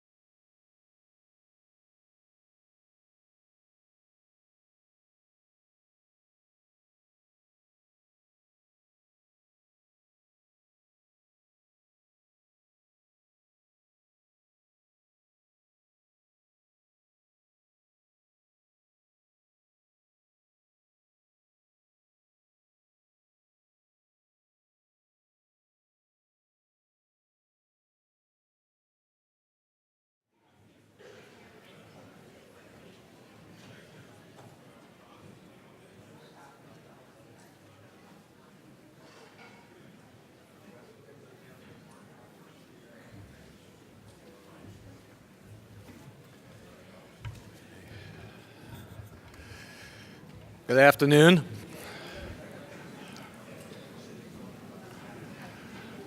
For those of you who like to take a nap after lunch, wake up. I am standing here to introduce our keynote speaker for this afternoon, Sherrilyn Ifill. Sherrilyn Ifill is the President and Director Counsel of the NAACP Legal Defense Fund. And if that title doesn't sound familiar to you, it's the title that was held by Thurgood Marshall. He was the first President and Director Counsel of the NAACP Legal Defense Fund. And so Sherrilyn Ifill is today's Thurgood Marshall.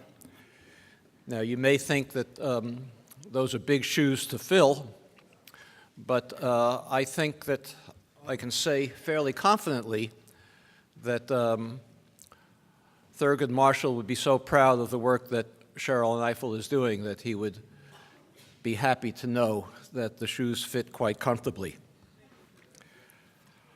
Just in the last year, and I'm not going to go into a lengthy biography, as you know, the biographies are in your booklet, but just in the last year, Sherrilyn has led the way on many of the issues that this conference is devoted to. She sued HUD and Ben Carson over its refusal to implement one of the more important rules to desegregate housing in this country, and that was a rule that adjusted the rent subsidies that HUD gave in what we call Section 8 vouchers so that they were adequate in many metropolitan areas to rent homes not only in deeply segregated low-income communities but in middle-class incomes communities as well. And she won that suit, and now HUD is being forced to implement that rule. Thank you, Sherrilyn.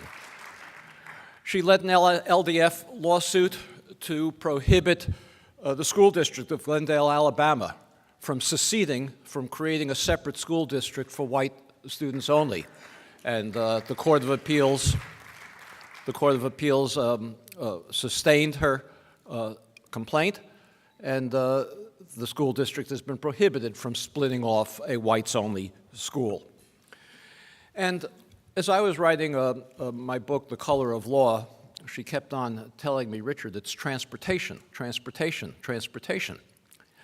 And then she filed a complaint with the Department of Transportation, the U.S. Department of Transportation, over the fact that in Maryland, the governor had transferred funds that were designed to create light rail that would enable African Americans from the west side of Baltimore to have access to jobs in suburbs, and transfer those funds to highways to enable suburban commuters to more easily get into the central city. That complaint is still pending, but I hope that not too long from now, we'll be able to congratulate Sherrilyn again for another complaint. Let me just say this. Many of you have come up to me and praised a book I wrote last year called The Color of Law, but few of you understand the enormous influence that Sherrilyn Ifill had over the conception of that book. Just last month, I was preparing the paperback edition and writing a discussion guide for reading groups. And as always, before I sent it into the publisher, I sent it to Sherrilyn for her advice, and she was, as usual, running from one Court of Appeals to another, I assume, and so she had 5 minutes to glance at it.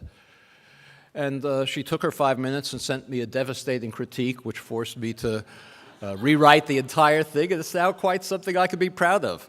So thank you, Sherrilyn.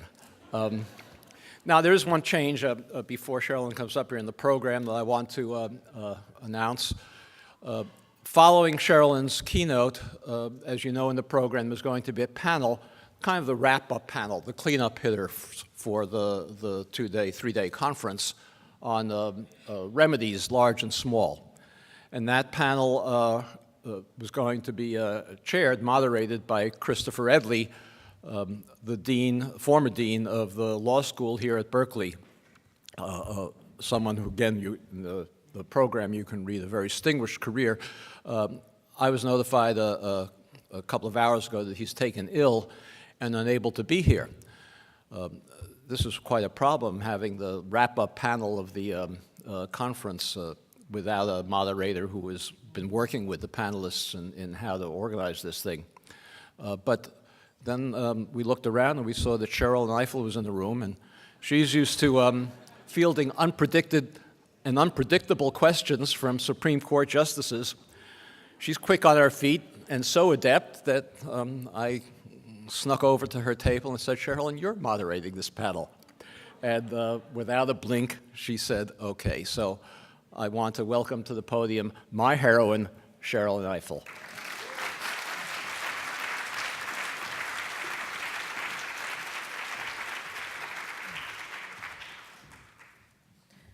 Thank you all very much. I do want to point out that Richard did not ask me if I would moderate the panel. He simply said, "You are moderating the panel," and I assented. So I just want to first of all thank Richard and John Powell and the other organizers of this conference for including me in it. This is a really important gathering and convening, and I have really been enjoying hearing the presentations and hearing the questions, hearing the rigor that you all are bringing to this very important conversation, and hearing the energy and the enthusiasm in the room to work for change. This is not easy work to do day in and day out, and so I actually do enjoy being among my colleagues, my fellow people who've devoted their lives to believing in equity and justice and truth and peace and integrity and ethics and our children. It encourages me tremendously to spend time with you, and this conference has been exceptional. John and I have known each other for more than 25 years or so, and he's always on the cutting edge of thinking about complicated issues of race and racism that so bedevil us in this country, and we shouldn't diminish the importance of just that project, the project of thinking about what is happening around racism. It's a very complicated thing. You know, I remember a few years ago, a case in the Supreme Court involving a patent issue around the human genome. There was a part of the decision in which the late Justice Scalia concurred with the majority opinion. He wrote a separate concurring majority opinion, and he concurred with the opinion. And then there was a section of the opinion that he said he couldn't concur with because he didn't know enough about macrobiology. And I remember being struck by this part of the decision because I often wondered why Justice Scalia felt so expert in talking about race when he didn't know very much about that either. And I think it's because people think like everybody has a race, and so everybody knows about race, but it's actually an incredibly complex discipline. To do this work, certainly do this work as a litigator, requires that you understand history, and that you understand sociology, that you understand economics, that you understand political science, that you understand demography. It's incredibly complicated, and it's kind of what I love about it because it is incredibly intellectually stimulating, but it's also intellectually challenging. And so you have to be constantly reading. If you're doing this work and you're not reading some book right now that's helping you think about how you understand equality and equity and race, you're not doing it right. This is a lifelong process and a lifelong discipline of study. And so the work of John Powell and the Haas Center is really important in recognizing how important it is for us to understand, okay, what's going on now? How did we get here? How is this being framed? How do we need to reimagine it? What are the strands we need to pull together to help create new paradigms for confronting the opposition to those of us who believe in justice? And so I want to thank John and the Haas Center for that work. I wanted to be part of this discussion in large measure because Richard and I really have been talking about issues of housing segregation. I think where's Richard? Where'd he go? There he is. I think for 3 years now, since we first appeared on a panel together at the Economic Justice Institute with Professor Patrick Sharkey and Ta-Nehisi Coates, I think was the panel. And we had never met before, but it was kismet because Richard was talking about the things that I care about and some of the research that later became The Color of Law, his book. And I was talking about some of what I know about the communities that I've worked in and a little about my own little obsession with these issues as well. And so I don't remember who stalked who, either I stalked him or he stalked me, but we began doing almost a kind of dog and pony show together. And actually someone outside was just reminding me of when Richard and I did our talk about the history of federal policy in creating segregated housing in this country. We did it at HUD, where you think like people would be like, yeah, nodding, but they had never heard any of this before.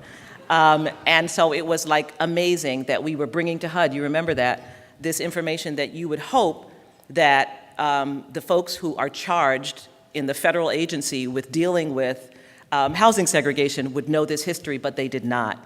And I knew then that we were on to something. And so I think of us as partners and collaborators in the effort to revive this history of the federal government's role in creating and enshrining racial segregation, particularly in the American North. But my meeting was in some ways fortuitous because it came as I was also coming off of a few years after my book was published, which was a book called On the Courthouse Lawn, Confronting the Legacy of Lynching in the 21st Century. And that project was the culmination of 5 years of research that I did and was published in 2007 about the last 2 recorded lynchings in Maryland, where I live when I'm not at LDF in New York. And my interest in those 2 lynchings, and in fact I learned about those 2 lynchings while I was litigating with my students while I was a professor at University of Maryland Law School, and I was litigating a transportation civil rights case. We were challenging the siting of a highway next to a historic African American community on the eastern shore of Maryland. And our research revealed that this was the 3rd time in 60 years that the state had run a highway either directly through or next to this particular African American community. And I learned about the lynchings because, like a good civil rights lawyer, I was a young lawyer many years ago at LDF. And one of the things you learn when you're doing civil rights litigation is that almost the first thing you want to know is something about the history of discrimination in the jurisdiction where you're working. And so that's part of kind of just what we do. And so when I went to Maryland to teach and I was doing these cases on the Eastern Shore, the first thing I wanted to know is tell me about the history of discrimination in this community. And I learned people would talk about these lynchings that happened in the 1930s. And I won't belabor you with it, but I came to believe that these 2 lynchings were grotesque and horrifying physical acts that were powerfully situated in the history of this community. That what I was seeing then in 1997 was inextricably tied to these events that happened in 1931 and 1933, that the relationship between blacks and whites had almost frozen in place after those events happened, and that they were very much relevant to the work I was doing, and that in fact these physical acts, remember I told you the name of the book was On the Courthouse Lawn, were kind of hiding in plain sight. The 2 lynchings I wrote about had occurred not in the woods or someplace secret. I had been taught as a New Yorker to believe when I was growing up that lynchings were things that occurred in the woods, but that they occurred on the courthouse lawn. I mean, I remember in one county, it was at the corner of Main and Division. It's like Americana. And so I named the book On the Courthouse Lawn to expose this idea that right in the public space is this history that is hiding in plain sight, but that very much is powerful and important and resonating in a very contemporary way in the kind of world of race that we see in front of us. One of the lynchings took place in front of a crowd of 500. These are very small towns, and the other in front of nearly 2,000 people. So the horror of these events could not be seen, in the kind of bucolic and quaint setting of the county courthouse lawn, but they powerfully shaped the landscape of those communities. And once you knew what had happened, as I did, and where, then every street and building, the location of the black part of town and the white part of town made sense. And the motivation for the white community's decision even to run that first highway through the black community not too many years after the last lynching seemed clear as well. Having read through accounts of hundreds of lynchings in places all over this country as I did the research for this book was kind of like taking the red pill in the movie The Matrix. Anybody remember the original one, the first Matrix? Remember, if you took this red pill, you could now see that we were living in a matrix, right? That everything we see was all just kind of made up, and that instead we were living in this kind of dystopian world in which computers had taken over. And, you know, once you saw it, you couldn't unsee it. And I even remember a scene in the movie where one of the people who was part of the team fighting the machines, you know, was eating a steak. And it wasn't a real steak, of course, because those things didn't exist anymore. But he said, you know, I know it's not real, but it just tastes so good. And I thought that was like a perfect analogy for America and race, the way in which we delude ourselves, the way in which we, either we don't know, either we haven't taken the red pill, but even if we have taken the red pill, it becomes too much for us. It becomes too overwhelming. And we often retreat back to the fantasy, make-believe world rather than face and confront the truth about race in this country.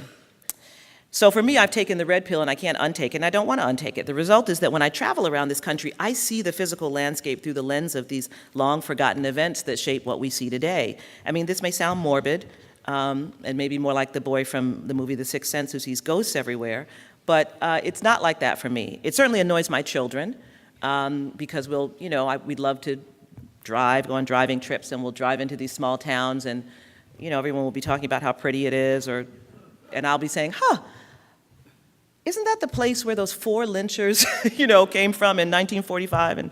And my kids just hate it. But, you know, I find it fascinating. And so I enjoy having this third eye because I want to understand how racism manifests itself in the physical space. To dismantle the effects of racism requires, in my view, understanding its architecture, the building blocks that created the conditions that we see today. And Richard's book, The Color of Law, is another red pill.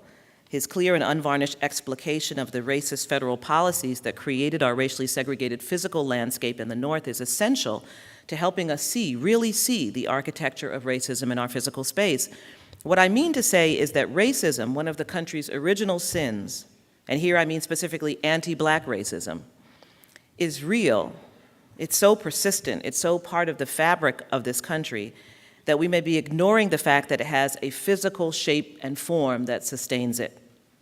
And that feelings of bias and hostility, coupled with federal, state, and local government policies, produced racism that exists as a physical entity in our world. We used to know this, as Richard likes to say. We used to know this history of housing policies at the federal government level that created segregation.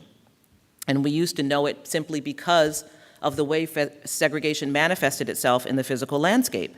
You know, Thurgood Marshall, in his oral argument to the Supreme Court in Brown versus Board of Education, described for the court, you know, white kids and Black kids in Baltimore playing together and then walking their separate ways to go to segregated schools. We had signs on water fountains and in waiting rooms at bus stations that told us that racism had a physical dimension.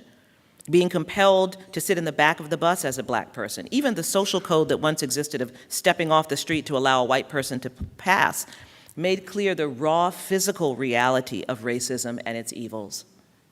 We used to understand that Black communities being located on the other side of the tracks was not just a geographic marker, but was a physical manifestation of racism itself. But one of the consequences of the end of the most egregious forms of racism in signage and some of its more explicit de jure forms, and as we get further and further from the history that baked racism into our physical landscape, whether it's violent acts of terrorism, like lynching, or the FHA decisions that demanded segregation in the insurance of home loans, which Richard writes about, or the tax support provided to assist racially exclusionary developments like Levittown, also discussed in Richard's book, or the Black communities that once existed in places where they no longer exist, like the Black community that existed on the place where the St. Louis Arch now welcomes visitors to the gateway to the Midwest, or that a particular community was a sundown town. I also encourage you to read James Lowen's book, Sundown Towns, to learn about all the towns across the North that would not allow Blacks to stay in the town after sundown. Those things were real and tangible, and it may be that our distance from them has made us lose sight of this history, and we may even have convinced ourselves that it's a thing of the past. I fear that we've come to accept the physical landscape as inevitable, as simply our city, our town, our suburb, instead of recognizing that the removal of racism and segregation's manifestations in our physical landscape was among the massive projects called for by the civil rights efforts of the 1950s and 60s. It's the project that should have been undertaken with the passage of the Civil Rights Act of 1968. It's the project called for in many ways in the recommendations of the Kerner Commission report. And I think we know from our discussions over the past few days, that we have failed in this project. And thus the policies and decisions that we make or allow today, any decision that affects housing, zoning, development, infrastructure, unless they are expressly and explicitly and deliberately focused in some measure on ameliorating, responding to, or providing reparation or for pre-existing discrimination in the physical landscape, those policies and decisions are either perpetuating pre-existing manifestations of discrimination or contributing to new dimensions of a discriminatory landscape. This is important because I fear that we miss opportunities to do the kind of relentless upending and interruption of segregation and racism in our physical landscape that is required if we are to get to a place not only of integration, but of equity, reparation, and fairness. It astonished me, for example, to watch as cities all over the country, including Baltimore, rushed to participate in the Amazon HQ2 contest, all vying to be selected by this powerful company as the site of a new headquarters. Cities understandably attracted by the prospect of jobs and investment. But what invested me more is that there was not the slightest public discussion about the fact that among the criteria listed by Amazon was not a requirement that the city selected be one that is racially integrated or that is prepared to invest infrastructure dollars or prepared to promote policies to foster racial and socioeconomic integration. What a powerful message that would have sent, an incentive that would have been to have Amazon state explicitly that it valued racial integration as a marker of the kind of city or community in which it seeks to locate its future headquarters. And this is not just about Amazon, this is about all major development in our cities like Port Covington in Baltimore, or any of the developments promoted by tech here in California, or any baseball or football or soccer stadium development plan. If cities, major urban centers or suburban cities, had ordinances that required every development project over a certain amount of money to include a detailed plan for how that development will foster or promote racial and socioeconomic integration, then developers would have to regularize this as part of their thinking and planning. Not a bar to development, no particular requirement of the kind of integration plan required, but to just put the onus, the responsibility, the requirement on every development plan that it includes some aspect that focuses on racial and socioeconomic integration.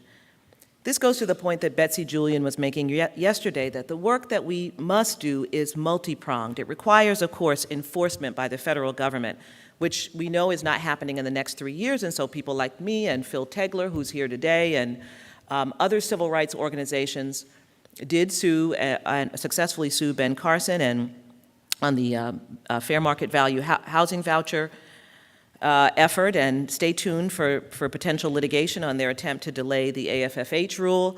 And so we'll do that. We know that this administration is not likely to do the enforcement role. But there are also other things that we can and should be doing. And some of this is local action. My sister, Olivia Lynch, is here. I didn't know she was going to be at this conference. I walked in yesterday, and there she was. She's sitting right there in the center. Wave your hand, Olivia. That's my big sister. And she's amazing. And really brilliant educator here in California. And I'll talk about her a little bit more in a minute. But she asked yesterday, what plans can we get behind? You know, she said, we can't wait. And so I do want to suggest that you can get behind the promulgation of local ordinances of the kind I just described that tie development to integration and equity. You can do this today. No tax breaks or support should be going to major development projects in your community unless those developers have, as a part of their plan, identified how they will address and confront and play a part in promoting, dismantling racial and socioeconomic segregation in your town, city, or county. Nobody needs to wait to do that. Understanding that nearly every decision that affects development or infrastructure has an implication for segregation, and it's key to recognize that. So Richard said I hounded him about transportation, and it's true. The folks in Baltimore know this, that the The Red Line, the subway that was planned to go east-west through Baltimore City, was something that had been worked on for 15 years. And it was important because, of course, we all know that one of the key issues that we don't talk about enough in the context of segregation is mobility. It's not just about segregated housing, it's about your ability to move throughout your community. It's about your ability to get to the jobs that may be in the suburbs, your teenagers to get to the mall where the jobs are for them in the summer. And what we don't recognize once we get out of the big cities in this country is that second-tier cities in this country, most of them do not have effective rapid transit systems for working-class people. And that contributes to entrenched segregation, in which people who live on one side of town never even go to the other side of town. And so it was deeply painful during the unrest, in the final days of the unrest following the death of Freddie Gray, that the new governor of Maryland, 6 months in office, new Republican governor, canceled the Red Line, canceled the plans for this subway that the Department of Transportation was holding the money for, that the Small Business Administration and the Department of Labor was planning and working with communities on creating small business opportunities for African American entrepreneurs to own the newspaper stands and kiosks at the different subway stops that were planned, that 10,000 construction jobs were planned to roll out the beginning of the construction of the highway, that the apprenticeship, construction trade apprenticeship plan that was planned for Edmondson High School on the west side, what that would have done for young students. And with the stroke of a pen, one man removed that. Now, all of you know who Freddie Gray is, but I'm betting most of you didn't know about the Red Line. And when the governor was asked about why he was not willing to continue our investments to support the Red Line, he said, "We just spent a whole bunch of money on Baltimore for the riots." So some of our thinking about segregation and equity has to open up and understand that almost every decision that touches the physical space of your community is a decision that either is perpetuating or working against entrenched segregation. And once you have that in your head, then you're paying attention to every single one of those decisions and the dollars that go behind them. Water is an issue that we're looking at very closely at LDF because, of course, we know about Flint and the issue of the lack of potable water. Before Flint, you probably remember that Detroit was involved in massive turnoffs, water turnoffs, because of people who owed water bills and because of water tax liens. And when Detroit was in the midst of its bankruptcy negotiations 4 years ago, they would plan tens of thousands of water turnoffs to homeowners during the summer of 2013. And we did some work around that issue, even got the special rapporteur from the UN on water to come in and declare it a human rights crisis, which it was. This was one of those instances in which we felt it was important to take LDF's brand and take an issue that had been framed as a consumer issue, as people not paying their debts, to cover it with our brand and make clear that it was a civil rights issue and that it needed to be seen that way. So we know about Detroit, we know about Flint, but do we also know that water tax liens is becoming one of the leading means by which African Americans are losing their homes? That unpaid water bills result in water tax liens that end up putting houses up for auction. Last year in Baltimore, 1,500 homes were slated to be sold at foreclosure because of water tax liens. The mayor has imposed a one-year moratorium, and we'll have to see what that looks like in the future. The city of Flint, which didn't even have potable water, was planning to foreclose on 7,000 homes last year. And we worked with individuals and activists and groups in the ACLU and others to get a moratorium over the water turnoffs there. A Michigan State study is estimating that 41 million American families may not have access to affordable water by 2022. Do you know how soon 2022 is? And this is in large part because of the decisions that we have made to not invest in the infrastructure that carries our water. And so it has resulted in the increased water rates that have grown exponentially over the past 15 years and that people simply can't afford. So we're talking about millions of Americans who will be unable to afford water and also who stand the risk of losing their homes because of water tax liens. Do you see what I mean about all of these different pieces that we have to pull into this conversation about housing? Someone asked Betsy Julian yesterday, should we talk about it differently? And she said, I don't talk about housing discrimination. we have to talk about it in much broader terms rather than limiting it to just housing itself.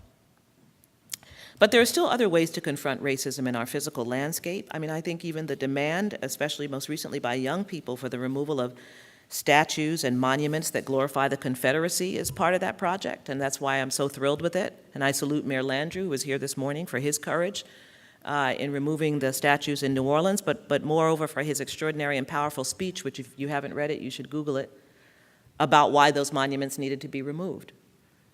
In my book on lynching, I suggested that public spaces where lynchings occurred should be marked, that people should know what happened in these places. And Brian Stevenson, the brilliant and visionary executive director at the Equal Justice Institute, has taken up that call and is set to open an extraordinary museum in Alabama later this year that includes a public marker project.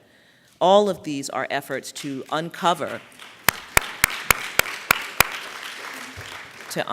the secrets that exist in our physical space about how the world that we live in was constructed out of racism. So I want to turn just for a moment to talk a little bit more specifically to my thinking about the Kerner report and some of the discussions I was privileged to hear yesterday. I have to say, to read the Kerner Commission report, if you're a civil rights lawyer, is somewhat frustrating and deeply convicting. I mean, to read it, to absorb the sense of deja vu, of Groundhog Day, challenges us. And this really leads me to the point I want to end on, which I think is what I hope we can begin to take away from these discussions, because this battle that we're in is not only one about policy and one about law. It's not only going to be won by litigation. It's not only going to be won by enforcement. But there also is a narrative battle that we have to engage in to undergird this work. And so I must disclose a little bit that's personal for me about what it means to be, 50 years from 1968, 50 years after the assassination of Dr. Martin Luther King and of Robert Kennedy. It's a year burned into my memory. Of course, I was very, very young in 1968. I really was a little kid. But I had a sense early that year of the unease and despair that was caused by those very public events. But it was also a year that was dominated for me by the death of my mother, of mine, Olivia's mother, who left behind 10 children, of which I'm the youngest. And I mentioned that my sister's here, Olivia, and brilliant educator, and I still call her the smartest person I know. And when I was 4, the year before my mother died, I think is when she first went to NYU as a young college student. And I have vague memories of actually seeing your dorm room. Many people know I'm a graduate of NYU Law School. I always wanted to go to NYU because my big sister went to NYU, and it seemed like the coolest thing ever. I do call her the smartest person I know. And her commitment to young people, her commitment to education, her commitment to real education, the education that helps you realize the self, is extraordinary. But my other siblings are also extraordinary, nurses and a doctor, and they've all made it, So 50 years since 1968 has me this year reflecting on how we could have made it given what we faced, and it's led me to think about the way in which the time we're facing now is even more challenging than 1968, because what allowed me and my sisters and brothers to make it was a sense in this country at the time, despite all our problems, that there was a value in public life and supporting public goods. And when I think about it, my entire early life was supported by public goods and policy decisions designed to promote the public good. I was one of the first of that generation in our neighborhood to go to Head Start, and I can remember the excitement of the parents about this new thing called Head Start. I was bused to an integrated school in Queens, in Flushing, and I went to integrated schools K through 12 in New York City, and had an excellent education for that brief period when it was working for many of us. Saturdays for me were spent at the public library at the Baisley Park branch. It was the only place that my father would allow me to go on my own. So I could walk to the library, and I would take out 10 books every Saturday and come back the next Saturday and take out another 10 books. I had siblings who attended City College at the time that the registration fee for City College was $85 a semester, and I can remember the struggles, the serious struggles to find the $85, but it could be found, late though it may be. And with borrowed books, my sister and my brother could go to City College. Public transportation was a huge part of our life. I can remember the job I had in high school in Harlem, even though I lived in Queens, and I was able to get to that job with my 35-cent token, taking 3 trains. And we didn't go on vacations, but we were in state parks every holiday with our picnic baskets. And I'm sure we were, now that I think about how many of us they were, I'm sure we were annoying people, but it seemed like it was a lot of fun. My brother, my oldest brother, was able to join the local 3 electrical union because of the work of organizations like LDF to open up those unions. And people say, oh my goodness, they say wonderful things about you, but I always like to reference my siblings like I just talked about my sister. It was my brother, the electrician, who, by the way, probably is the only one of us who is financially really sound because he spent years in the union. And it was he, and I don't even know if Olivia knows this, it was he who signed the promissory note for my student loan that allowed me to go to Vassar College. So it was the paying forward of the participation in the public goods. And the difference between 1968 and 2018 is the dismantling of that whole vision of the importance of public life. And something even more sinister, the deliberate effort to denigrate public life and goods by associating them with race. Public housing, which, as Richard knows, was originally built for white people. When you think about public housing, if an image came into your head, you would be thinking about black people in a black community. Public transportation, mass transit, is thought of as something that is for black people. Public education has become racialized to the point that people think of it as being associated with black people. And once it's associated with black people, it becomes denigrated. It becomes something that you don't want. The private becomes better, private education and your private car and your own big McMansion. These are the things that we value. And we have now decided that that which is public, that which unites us, that which we all participate in, that which forms the platform of our society, now has become racialized in a way that now justifies why there is not the investment and support for it that there used to be, as Linda Darling-Hammond pointed out, and there should be, not because it wasn't successful, but because it has been branded with race. This racial brand, now associated with public life, has made the project of denigrating and dismantling public goods a successful project. But until we are able to reinvigorate a commitment to public life, we cannot address the issue of jobs and housing and education and all of the issues that were discussed in the Kerner report and have been part of this conference. Just think about the red line cancellations that I talked about in Baltimore. Think about the job implications, the education implications, the mobility implications, the segregation implications, and so forth. Even if you give people vouchers, if they can't get to and from those places, remember, even if someone wants to leave their community, it doesn't mean that they don't want to continue to go to the church that's their family church, that's in their home neighborhood. It doesn't mean that they don't want to be every weekend at their sister's house or their cousin's house who's a key member of the family, or that they don't want to have Sunday night dinner, right, with their family members in the old neighborhood. And to the extent you don't think about all of the ways these issues affect what we're calling choice, a word that really often means there really is no choice at all, we will not be able to move through to fulfill the agenda that the Kerner Commission talked about.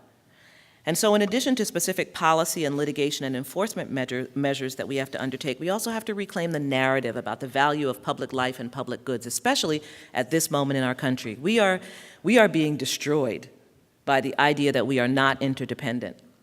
We have abandoned an understanding of citizenship being at its core about not only our rights, but our shared sense of responsibility to one another. We've abandoned the idea that public education is vitally important to the project of democracy. Let's be clear, we didn't have a problem understanding the importance of public education in this country until 1954. Until the Supreme Court said that you would have to share it equally, we had no problem understanding the centrality of public education to our democracy. And I fear that even we perhaps forget what the Supreme Court actually said about public education in Brown. Of course we remember that they said that separate cannot be equal. Of course we remember that, but we forget that the Supreme Court also called public education, and I'm quoting, the single most important function of state and local government. We forget that the court in Brown called public education the very foundation of citizenship. The citizenship formation of public education has been lost, and we have acquiesced to the idea that education is critical only to help you pass certain tests and get a job. And thus, a good education is something you get for yourself or your child in a game of competition. You have no concern about whether your neighbor is receiving a good education. And let me just give a word here on the segregation question that was raised earlier. Please remember that although the Supreme Court in the Brown decision talked about the danger and the harm of segregated education on black children, the presentation to the court was about the harm of segregation on black children and white children.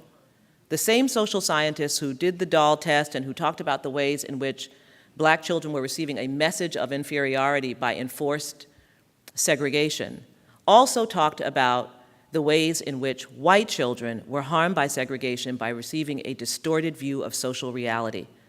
And they talked about the moral cynicism, the conflict, the inability to evaluate oneself fairly because you are not evaluating yourself fairly, right? It's like when we talk about all the great early baseball players, but we're not including the Negro League. You're not like evaluating yourself fairly because you probably weren't the best, right? So I think sometimes when we talk about segregation, and I hear all the time this, black children learning when they sit next to white children, I mean, that was never it. It was always about getting a quality education for black children. The whole idea, the genesis of dismantling segregated education came from Charles Hamilton Houston's tour through rural Southern schools to see the conditions in which black children were learning. And I know there are many people who have wonderful stories about their segregated schools, usually not in rural places in the South, to be frank. But that was the genesis of it. And I don't think we should abandon the reality that white children are harmed by segregated education. They don't think they're harmed, but they are harmed. Anybody looking at our society today can see what that harm looks like. And I think we have to reclaim that narrative. And if we recognize that public education is developing us to serve as good and productive citizens in a pluralistic democracy, then it does matter to me whether my neighbor is also getting a good education, and it matters to me whether children in Jefferson County, Alabama, and Hinds County, Mississippi are getting a good education, even if I don't live there. What we're seeing in our country today, the rhetoric, the hate, the ignorance, the coarseness, the vulgarity, the cruelty, the greed, the fear, is the result of decades of poor citizenship development. It is a reflection of the fully privatized notion of citizenship, a feral conflict for the scraps left by oligarchs. And if we don't recognize the signs of it, it will only continue. One of the things we're looking at LDF is virtual education, right? The idea that you can put on some headphones and sit at a computer the entire day with an individualized plan. Doesn't that sound wonderful for your child to have an individualized learning plan? But when that individualized plan means that you're sitting in front of a computer, it doesn't even matter at that point whether you're in a segregated school or not, because you are a school of one. You're not even really interacting with the teachers. When you hear these things, when they tell you that they have all the AP courses, but they're all virtual, the whole point of an AP course is supposed to be that you were having dialogue, thick dialogue about complex ideas about our society. It was supposed to be about critical thinking. And now you can just put on some headphones and hope you get a 5 on the AP exam? I mean, are we paying attention to the ways in which all of these signals are designed to shrink us into the sole individual? And I can tell you that we will not win that way. We will not win that way. So the value of public life is most powerfully developed, I think, in our public space. And that means the physical construct of our communities has to reflect our values. And this means that the project of ending racial and socioeconomic segregation and inequality is really a project at this point of democratic survival for this country. So I view this 50th anniversary of the Kerner Commission report as a kind of emergency alarm. This may be our last chance. I don't think we have another 50 years. Our democracy will be so downgraded in the next 10 years if we don't turn this thing around. And a key aspect of this is recognizing that our society, our communities, are literally physically hardwired against democracy. Segregation and inequality is fundamentally anti-democratic. And if most of the communities in our country are segregated and reflect socioeconomic and racial inequality, then they are anti-democratic. I don't care how many elections you have in them. Our project must be premised on the understanding that ending our segregated lives is a matter of national democratic survival, because equity is a matter of national democratic survival. The unmasking of the architecture of racism in the public space and the demand that every decision and policy that affects our public spaces address and confront this reality is key to this project, and you hold the power to do this. We hold the power to do this. It requires first taking that red pill and recognizing all of the decisions that are made every day in our communities that affect this project of equity and of democracy. This conference has energized me to strengthen LDF's work in this area. I've described some of the things that we're working on. Housing discrimination is a key part of our work over the next 4 years. But when we say housing discrimination, we mean implicated by all of the things that I just described to you. Pulling that thread and ensuring that we are talking holistically about how we ensure that resources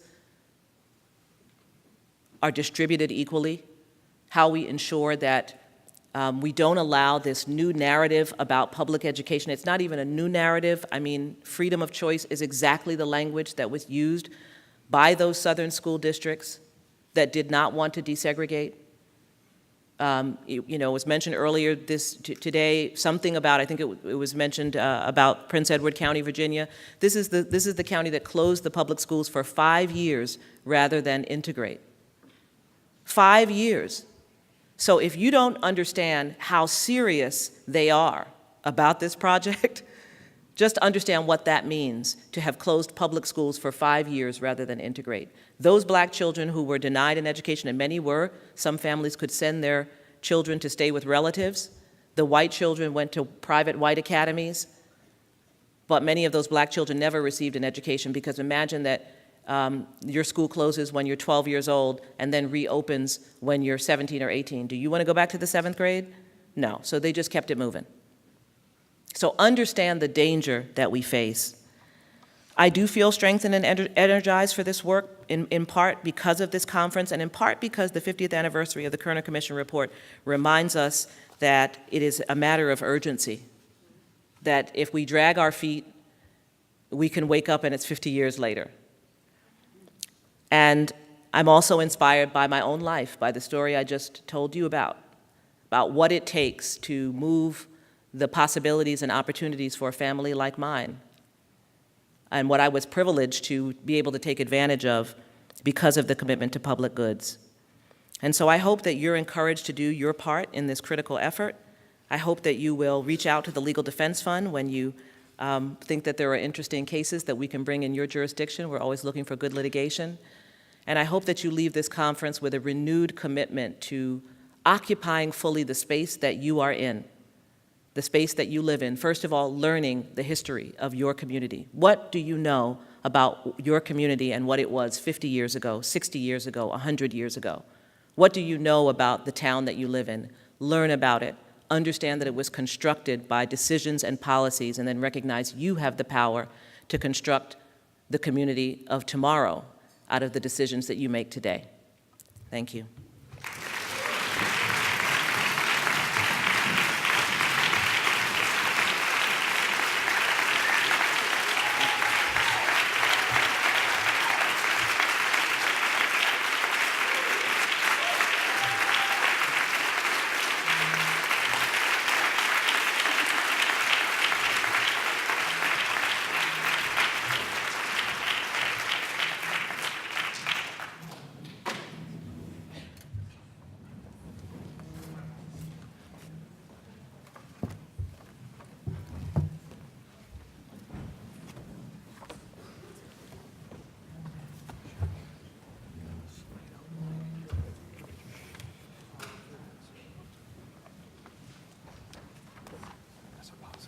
Okay, thank you.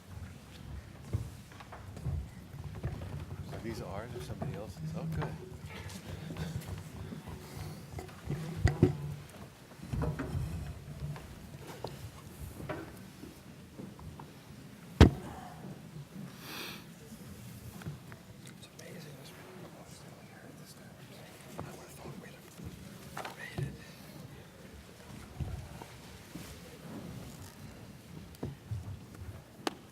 Okay. I am, the theory that there's no such thing as a free lunch, I'm moving into my next job. No, I'm actually really thrilled that, that this panel is, Richard called it the wrap-up, but it actually is really important to end by talking about remedies, because we've all heard a lot of ideas, and we've heard a lot of facts, and we've heard a lot of information. But at the end of the day, we have to be doers. We just cannot be talkers and thinkers. We have to be doers. And so I'm really glad that we have an opportunity to talk concretely about some ideas, and that's why I ran down to get my book, because I'm going to be writing down furiously. And I'm glad that we have with us this extraordinary and wonderful panel. I didn't get intro notes, but you know who they are. And immediately to my left is Christina, hold on, let me get my bios. This is their fault. Christina Livingston, she's the executive director of ACCE and the ACCE Institute. And she began her career as a field organizer for Los Angeles Acorn and worked in South LA. And she's going to be talking with us quite a bit about organizing and kind of what we need to be doing at the grassroots level at this moment to address the issues we've been talking about at this conference. Next to her is Jack Boger, who I've known for many years as well. Jack joined the staff of the NAACP Legal Defense Fund in 1978. He and I crossed paths when I was a young lawyer at LDF, and then he moved on to bigger and better things. He joined the UNC School of Law faculty in 1990 and was the dean of UNC Law School, and also headed the UNC Center for Civil Rights. He also, when he was at LDF, was the chair of our poverty, what do we call it then? Poverty and Justice Program, and also was the chair of the Poverty and Race Research Action Council, PRAC. And so I'm thrilled that he's with us. And next to him is Phil Tegler, who's been a civil rights lawyer for 30 years. He's the executive director of PRAC, and really one of the leading voices in the nation on housing policy and housing mobility work. And he has been a partner to LDF in our housing work and really is an essential resource on all of these issues. So this is going to be a kind of interactive discussion. I think what I would like to do, however, is give each of the panelists maybe 4 minutes to say something that they want to say about the remedies they're thinking about, or what they think are the start and stop points of some of the remedies we should be talking about today. And then I hope we'll have a rich discussion in which I'll push them to explain what we ought to be doing. So why don't we start, actually let's start down at the end of the table with Phil Tegler. Okay, thanks, Sherilyn. Well, where to begin? So I thought that I would begin with the Obama administration because, we've heard a lot of very ambitious proposals made here, but I think if we look back at what the Obama administration tried to do on civil rights issues, it shows us perhaps what is politically possible in the next administration, what is sort of feasible from a political perspective, but also ambitious. And I want to particularly highlight the ways in which the Obama administration started to use top-down financial incentives to promote integrative policies and progressive policies. Now, I don't want to give them, a gold star. They've failed in many ways to achieve the promise of some of these programs. The biggest failure I want to start off with, as my lead example, is the Race to the Top education program from the Department of Education. This came out of the stimulus bill in 2009, and it was about $4 billion of competitive grant funds that went out to the states. And what the Department of Education did was require states to do things that were politically impossible to conceive of as a condition of applying for this pot of $4 billion. And this included politically very difficult things like raising the caps on the numbers of charter schools, and imposing teacher performance evaluation standards, things that were vehemently opposed by the teachers union, and yet state after state just caved in and passed these laws to qualify them for this money. Now, that race to the top approach, competitive grant funding to drive policy and to create the political will on the ground, I think is one of the best things that the federal government can do to achieve the goals of the Kerner Commission. And I think it's important to note that Arne Duncan, after he left the Department of Education, the former secretary, expressed a lot of regret about not using the power that he had in that position to promote school integration. Over at HUD, where there was a much more explicit integration agenda, we saw some of the same approaches used in the Sustainable Communities Initiative, where HUD dangled funds for regions to come together across jurisdictional boundaries and across substantive silos to look at housing and transportation planning from a regional perspective. And dozens of regions came together to do this kind of integrated housing and transportation planning, including fair housing planning on a regional basis, something that would not have ever happened in those regions without this incentive coming from the federal government. And, it was a small program that ended shortly after the Republicans took over Congress in the midterms, but it points the way. And I remember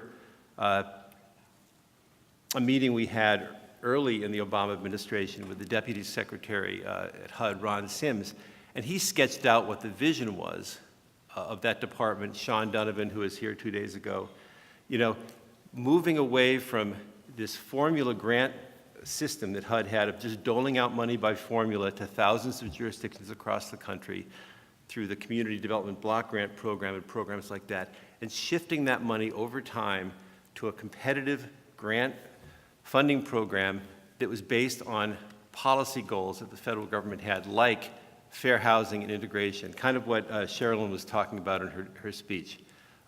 So that's one idea I want to put out there of something that's politically possible that we might hope to see the next time we are in power again. Jack. What a daunting panel, what a, remedies large and small. None of us is farsighted enough, none of us is wise enough to really put our arms entirely around the challenge of white supremacy and racial segregation that the Kerner Commission report put together. In a sense, Sherilyn, as you said, we're all appropriately humbled by the realization that there was this remarkable document so well diagnosing our national problems 50 years ago, and how much of it has not come to pass since. And finally, it's a dark political moment right now, plainly. There's nothing that's going to happen at the national level in the next couple of years that will be particularly helpful. And yet, as both John Powell said and Senator Fred Harris said, it's often in the midst of times like this that really important things can begin to develop. Stony the road we trod, bitter the chastening rod, but have not our weary feet come to the place for which our fathers sighed. We, I think, could be in such a moment now, not simply because of the energy that we see in this room and other places around the country that is emerging out of the resistance to the oppression that some are trying to impose. But there are demographic realities that we've not said enough about here that I think should help us think further ahead than 2 years or 4 years or even 8 years. There's no question that by 2050, this will be a majority non-white country, a majority non-white voting country. And therefore, while we need to do everything we can in the present moment, we also need to begin to think about policies that could be enacted by a more progressive political majority, some of them in the states, some of them at the national level. Think of two prior examples.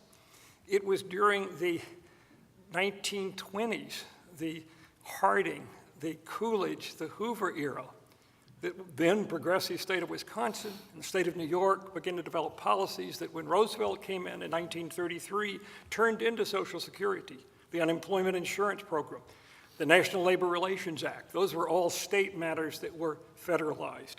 Think of the late 1950s and early 1960s state policies on poverty that became part of the Great Society programs, Medicare, and then, of course, the Civil Rights Act of 64 and 5, and the Voting Rights Act of 65, and the Fair Housing Act of 68.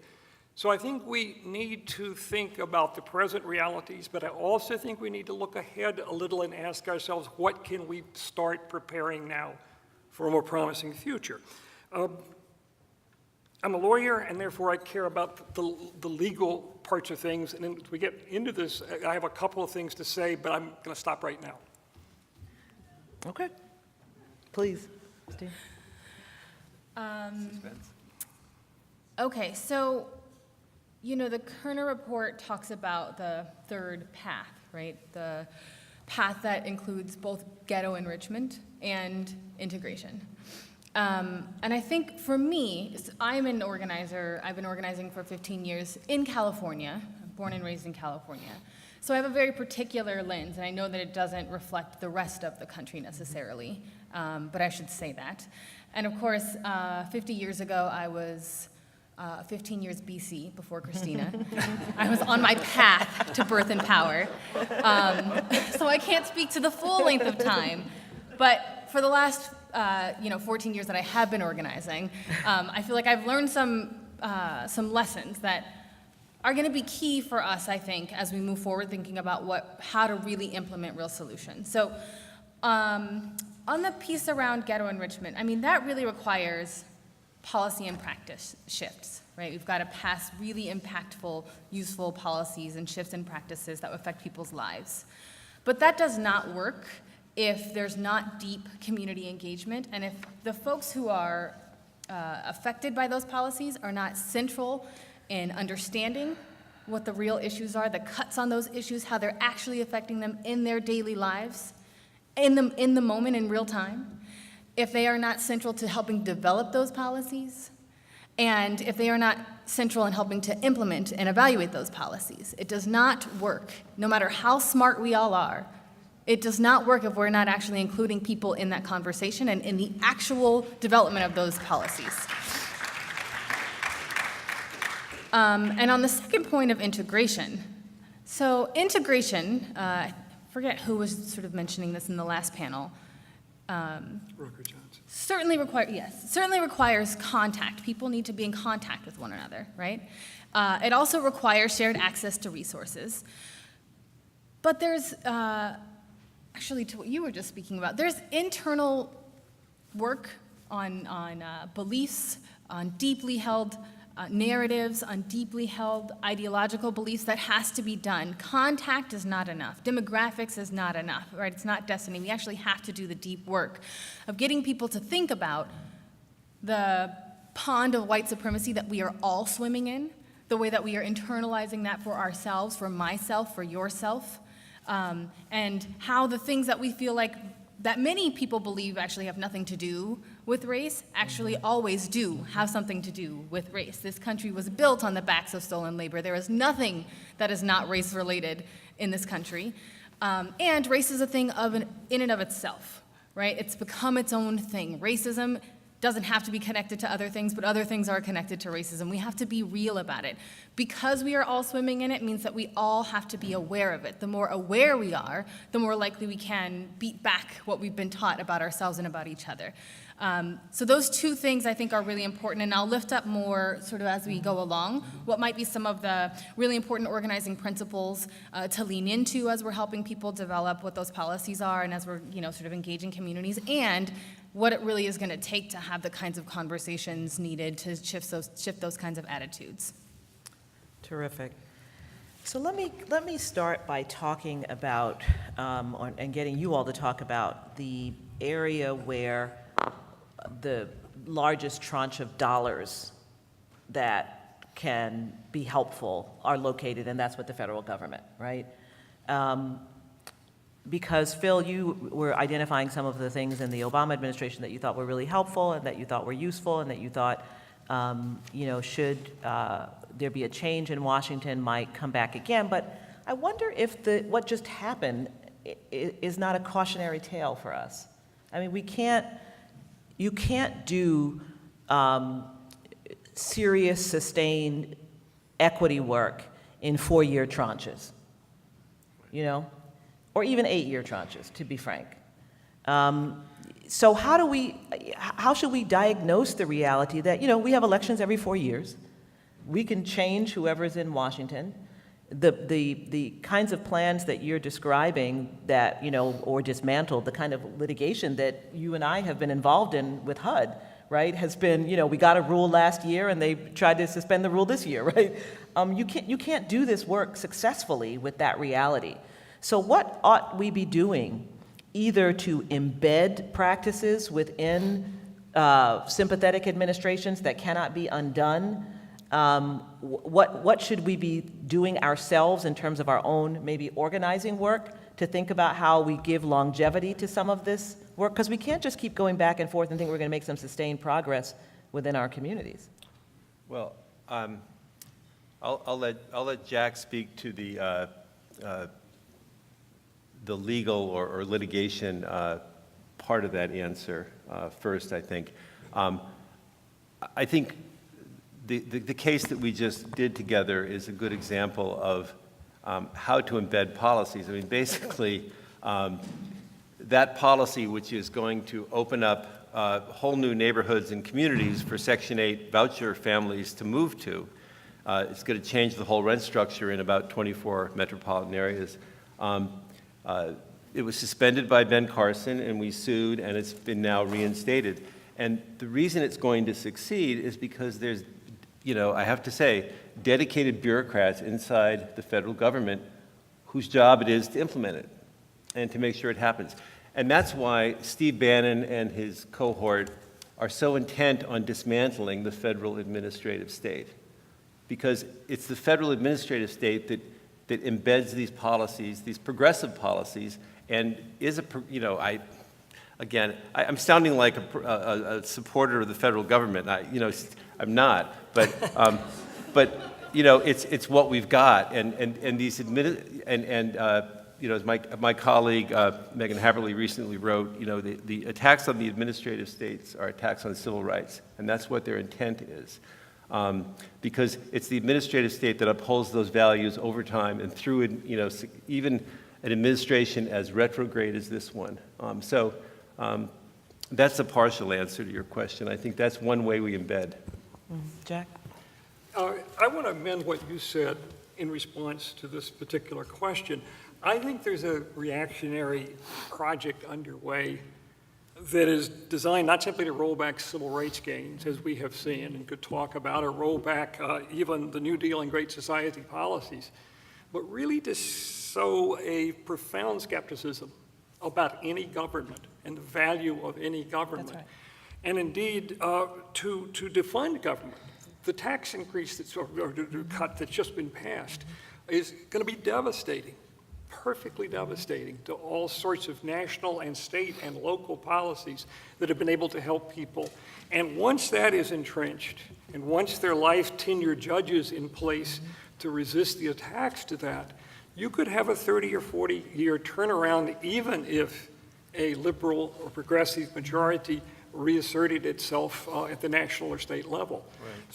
So I think it's a very important battle now to persuade the majority of people, black and white, that government matters, that it can be positive, that it can be the source for sustaining their education, their health, their capacity to find employment, their ability to work through life and come into old age, and all of that is in direct assault. And how do you do that? How do you convince, are the actions of some state governments who have been kind of, resistant to this rollback at the federal level, is that the way to convince people about the value of government? Because how do you do that? It's not my specialty. I'm glad you're head of the Legal Defense Fund. I'm just saying. I do think it helps to have states in which positive policies are underway that have been shown to be successful, and you can turn to people and say, you don't want or need to do this. Look what happens if you've done the other. Look what you can do if you have these sort of policies in place. There's also, and I'll stop this harangue, it seems to me there are two great American political values. One is liberty, one is equality. And we sort of swing between the two of them over time. Liberty is about every individual having the right to do what he or she chooses. It's a choice thing. And we assume that the sum of those choices is the best thing that's possible. Equality is always other regarding. How am I in connection to you and others? In the 1960s, one of the powerful parts of the achievements of that era is it was a very equality-minded time. We are now, I think, over at the polar edge of the liberty time, when everybody is saying, if I get what I want, that's all I really ask from government. But isn't that because we failed to properly, this is going to sound, monetize the value of equality? I mean, you know, people think of equality in the way you described, as though it's about, you know, this other person. That even if you are a white person, you benefited from the narrative about this country as a place of equality brought to you by the Legal Defense Fund, civil rights activists, people in local communities around the country. That was not brought to us by the federal government. That was brought to us by courageous people who pushed this country to be what it said it was going to be, and then everybody took the dividend, right? The moral high ground. I mean, a businessman in the international arena can walk into a room with people from all over the world, and at least up until recently, and they would be the American business person, and that meant that they stood for certain things, for certain principles, whether they actually carried them out all or not. You were cloaked with this narrative, and they didn't earn it, and we kind of let them get it for free.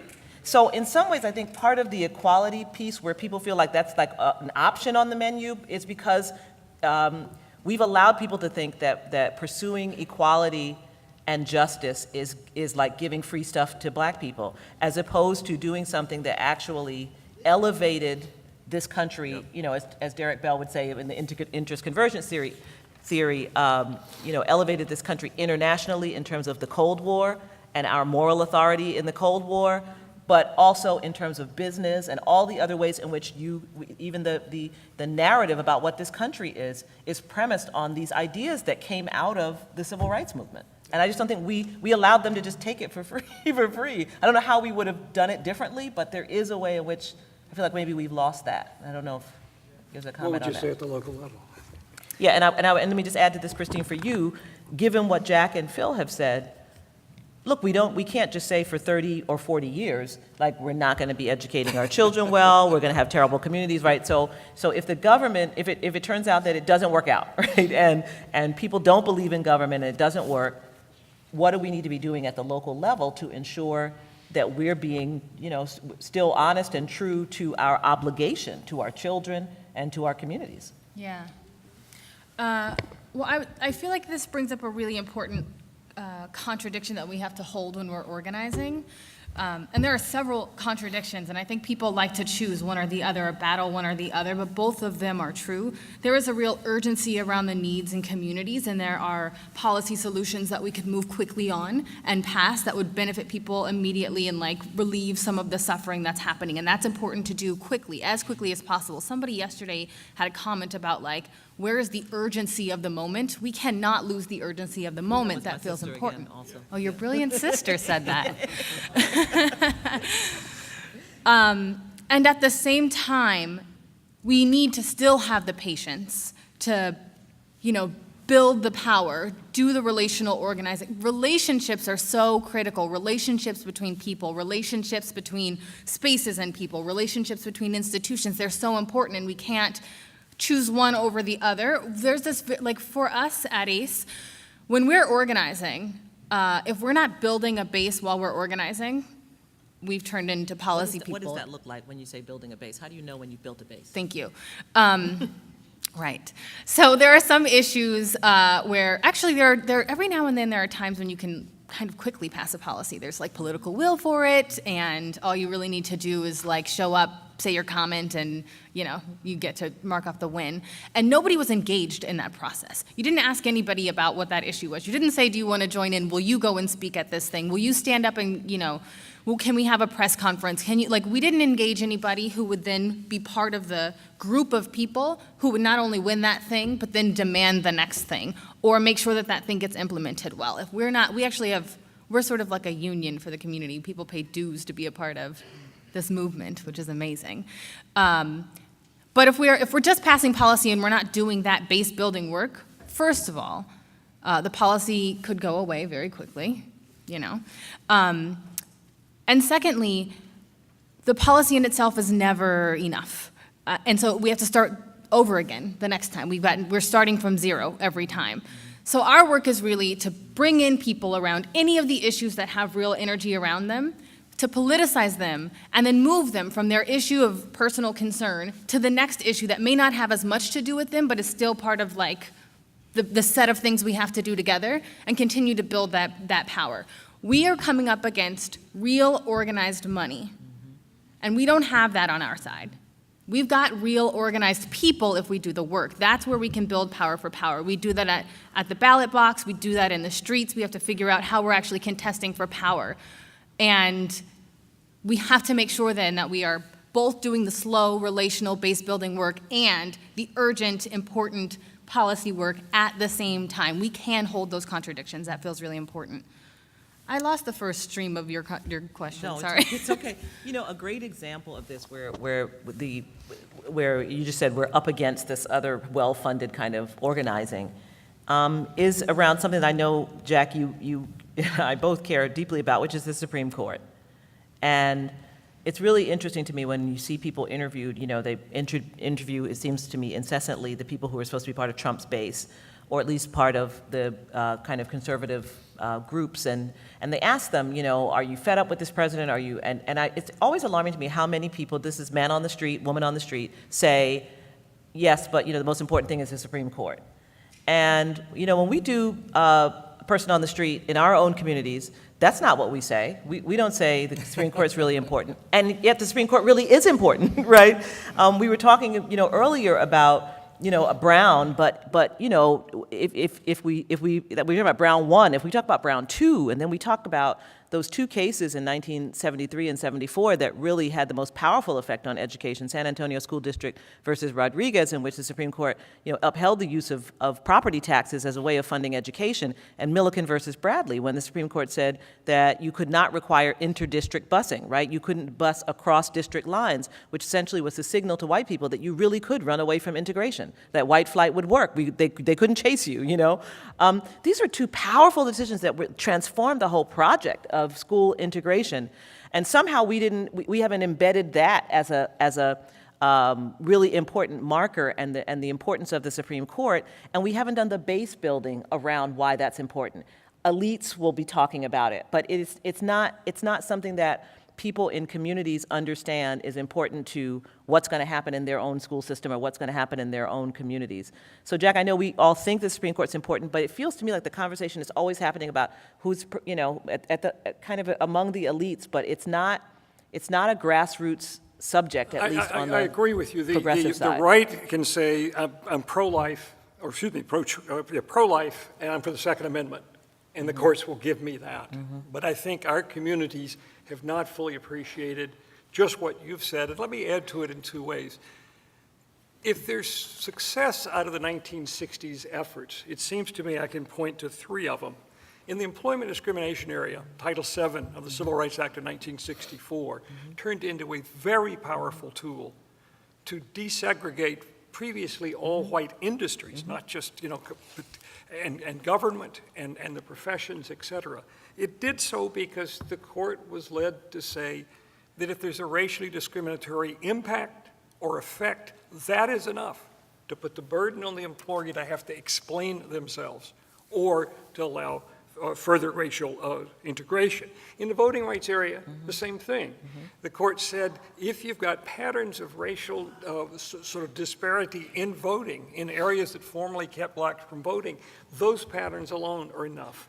And indeed, in school desegregation, the court said once you've been shown to be a violator, we will wait until you show us that you have unitary schools and we'll look at the impacts or effect. Well, now what did the Supreme Court do in the mid-1970s, in addition to the cases you've talked about? They said we're going to hold that the only violation of equal protection comes if you can show intent to discriminate. I can show a smoking gun actor who has done something bad. You can have all sorts of discriminatory patterns of unfairness. We're going to close our eyes to it. They did the same thing in Title VI. in which they said you can't sue as a private person to say that an entity who gets federal funds has a disparate impact in their behavior or their consequences. You've got to show intent there. So they took away the most important tool, it seems to me, we had to say, here's structural racism right in front of you. It's known to you as government. You could do something about it, and you're not doing it. And that needs to be rolled back. We haven't really talked about that because it sounds like a technical issue. The person on the street's not going to say, I'm worried about the intent versus the impact standard. But it's huge for all sorts of work that we do. Add one more thing and then I'll stop. Here in 2007, the court said even a voluntary school district effort to integrate children across racial lines that uses race as a device to do that has presumptively violated the Equal Protection Clause if you're trying to create integration. And so every school district now knows it's either dangerous or potentially illegal to take integrative action. Right. That was a devastating decision by the Chief Justice. True, but I want remedies. So that's the, you're right, that is true. And my concern is that we all know this to be true. You and I know this to be true, but we haven't come up with how do we communicate the message that you just communicated so powerfully and eloquently, and that I'm going to clip and put on social media later to, to people, the people that we represent, in a way that makes it a powerful top line, issue for them. Which it really isn't and wasn't in the election. And I think that we have to reckon with that reality. Phil, just one more comment from you, and then we could maybe go to Baltimore. Well, sure. I think part of the problem is the Supreme Court and its distortion of the Constitution. But there are also these now almost 20-year-old decisions of the court which could be fixed by Congress.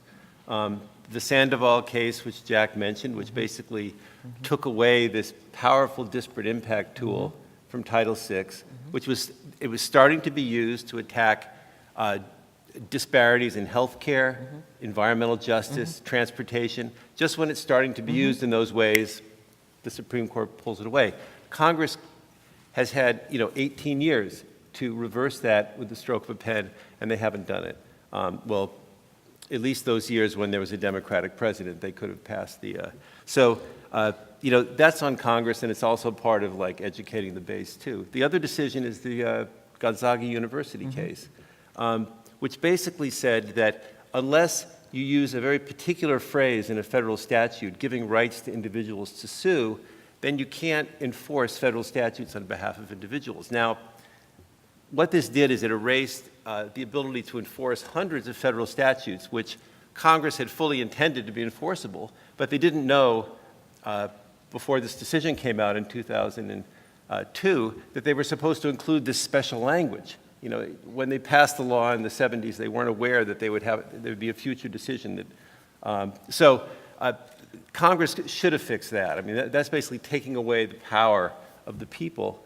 And removing our access to court. And I have to say, this is hyper-technical, but it's about, what somebody said 2 days ago, the credible threat of litigation.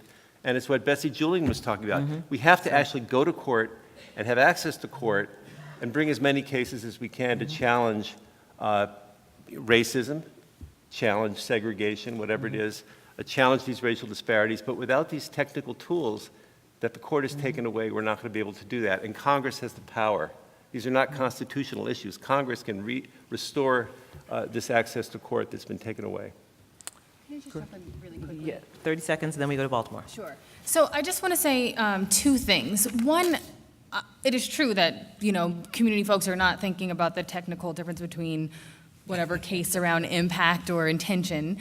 But they know what that is, and they care about that. I think what is missing is a space where technical folks and regular non-technical folks are regularly interacting with one another, because we get that, we know what that means. And in fact, there are, in Oakland, there's a Department of Equity that's intended to look at the racial impacts of all of the decisions made within the state's or the city's policy practices, policy decisions. So I think the two things I want to say is we are missing spaces where not just across races, but across That's a good point. types of knowledge, we are interacting with one another. And then secondly, it does feel to me like federal stuff is like, oh my gosh, like, right? There's not a lot I feel like I can do. I don't really, But I know that there's real energy on the ground. I know that there's real energy in California. I think we cannot, just because that's where the sort of big concentrated power is, does not mean that we should like not do the work locally, regionally, statewide, right? The state laboratories stuff. I feel like that's really is where there's not only a lot of energy and power, but like there's some success that's been shown, and we should perpetuate that. That's great, and this is one of the reasons why we have, we have 3 organizers on our staff at LDF, because it kind of keeps that energy and keeps pathways for those sustained conversations to happen, and keeps us figuring out when we're not getting, we're not saying it the right way, or what we're saying is wrong. I mean, because the key is also to hear back that, like, actually that's not what the community is interested in. They're interested in this, because there does have to be an integrity about this thing too. And trying to balance out those interests is really important. So let's go to Baltimore. I don't know who's in charge. No one's given me instructions. Thanks, Cheryl. This is Rob Lieberman. I'm on the Faculty of Political Science here at Johns Hopkins. And thanks to the panel for a really stimulating and somewhat sobering set of comments. But as I said, I'm a political scientist. So I'm thinking about, as you're all talking, and I feel a little daunted being on sharing the virtual stage with 3 lawyers and an organizer, but thinking about power and politics as the context around all of these questions and really important points that you're all raising about remedies and directions toward remedies. And my short comment before I open the floor to questions has to do with, I think, the political context in which this is all taking place. Jack Boger mentioned a few minutes ago, quite rightly, that we're in a very dark political moment that's characterized especially by, I think, deep and now generations old polarization or even tribalization around racial issues that makes this an especially daunting task. Yet, I think if we look honestly at history, on the one hand, as Richard Rothstein has powerfully written, the federal government was sort of present at the creation of a lot of the segregation that we experience in cities, especially today. But at the same time, there was a moment when the federal government became sort of unexpectedly a great champion of integration. And I think we need to keep that in mind. And I think we need to think about what are the politics that we can engage in that will nudge us back in that direction. And I think a lot of that has to do with finding opportunities at the state and local level and in communities, as Christina's quite powerfully talked about. And I'd love to hear hear us back up and think a little bit about what are the political both challenges, but also opportunities that a very complicated and, as Jack said, dark moment like this create. So I'll leave that on the table. I know we have at least one or a couple of questions from the audience here in Baltimore. So let's start over here. So let's collect a couple of questions and then we can throw it back to the panel and go back and forth between here and Berkeley. Yes, please, ma'am. Hi, I have a quick question. So since this conversation is a lot can't more hear. than talking. We can't hear. Can you hold the mic a little closer to your mouth? Since this conversation is about doing more than talking and next steps, I wanted to ask why there's so much focus on creating intervention programs as opposed to focusing on changes in policies that are actually perpetuating inequities at all levels. And then one, go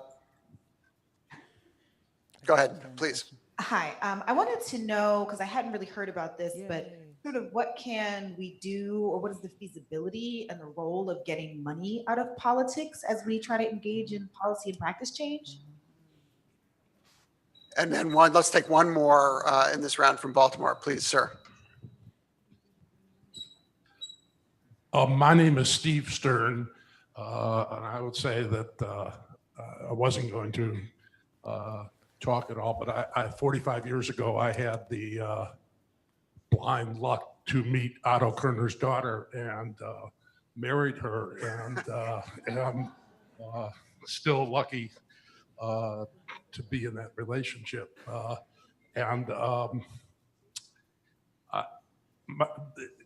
Your comment, Jack, and Sherilyn, some of your thoughts. This conference is, I should say that I hope that everybody takes this question or comment with the spirit which I'm offering it. This conference is about racism and inequality. There's been almost no conversation about inequality. And inequality is not necessarily, though it also is, a racial issue. And inequality may offer, Sherilyn and Jack, some areas of real commonality that cut across a wide range of the kind of identity issues that separate us. And Fred Harris talked about Reverend Barber yesterday. Lester Spence here in Baltimore talked about Reverend Barber and the war on poverty. And I wonder whether that recasting of much of the same conversation, in your opinion, might offer some hope, Christina, to the kind of political coalitions and political power that we clearly need to recapture. So we have 3 questions. One was about money and politics. The first question, I'm not sure I understood. It was, why aren't we suggesting policies? Although I think we have been, but we can talk about what those should be. And the last question was about whether we should be focusing more on inequality and poverty without race as a way of building coalitions. I think that's right.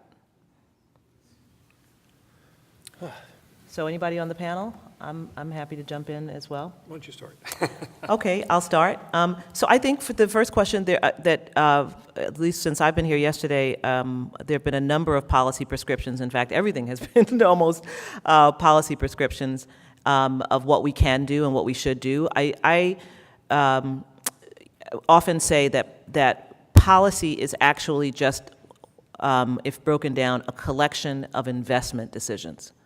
And that we are always making investments in our society, and that we have the ability to make different kinds of investments than the ones we've made in the past. And so I've said in the past that, our investments in, the criminal justice system 30 years ago was a decision. We transformed the criminal justice system and created a kind of system of mass incarceration over 3 or 4 decades by investments. It didn't just happen free. The prisons didn't just build themselves. We built prisons. We built an apparatus in our court systems. We built new courthouses. We made new positions for new district attorneys. We made all of that happen. And we used that as a way to house problems of poverty and mental illness and joblessness, but it wasn't still an investment. So policy is about the investments that we decide to make, and we're always making them. So we have the power at this moment to make different kinds of investments. I don't want to hear about the fact that we don't have any money and the deficit and the tax cut. We'll still make investments even with the tax cut, because we always do. And the only question is, what are we going to invest in? And that's why I'm suggesting that we need to have our eyes open to understanding all the ways that investment dollars go in particular directions. When they decide that they're going to build a sports stadium in your community and they give certain tax breaks to those developers, those are investments that your community has decided to make in baseball, which I love baseball, or football, or soccer, or whatever it is. But those are investments. And if you're not tracking those investments, then you're not engaged in policy.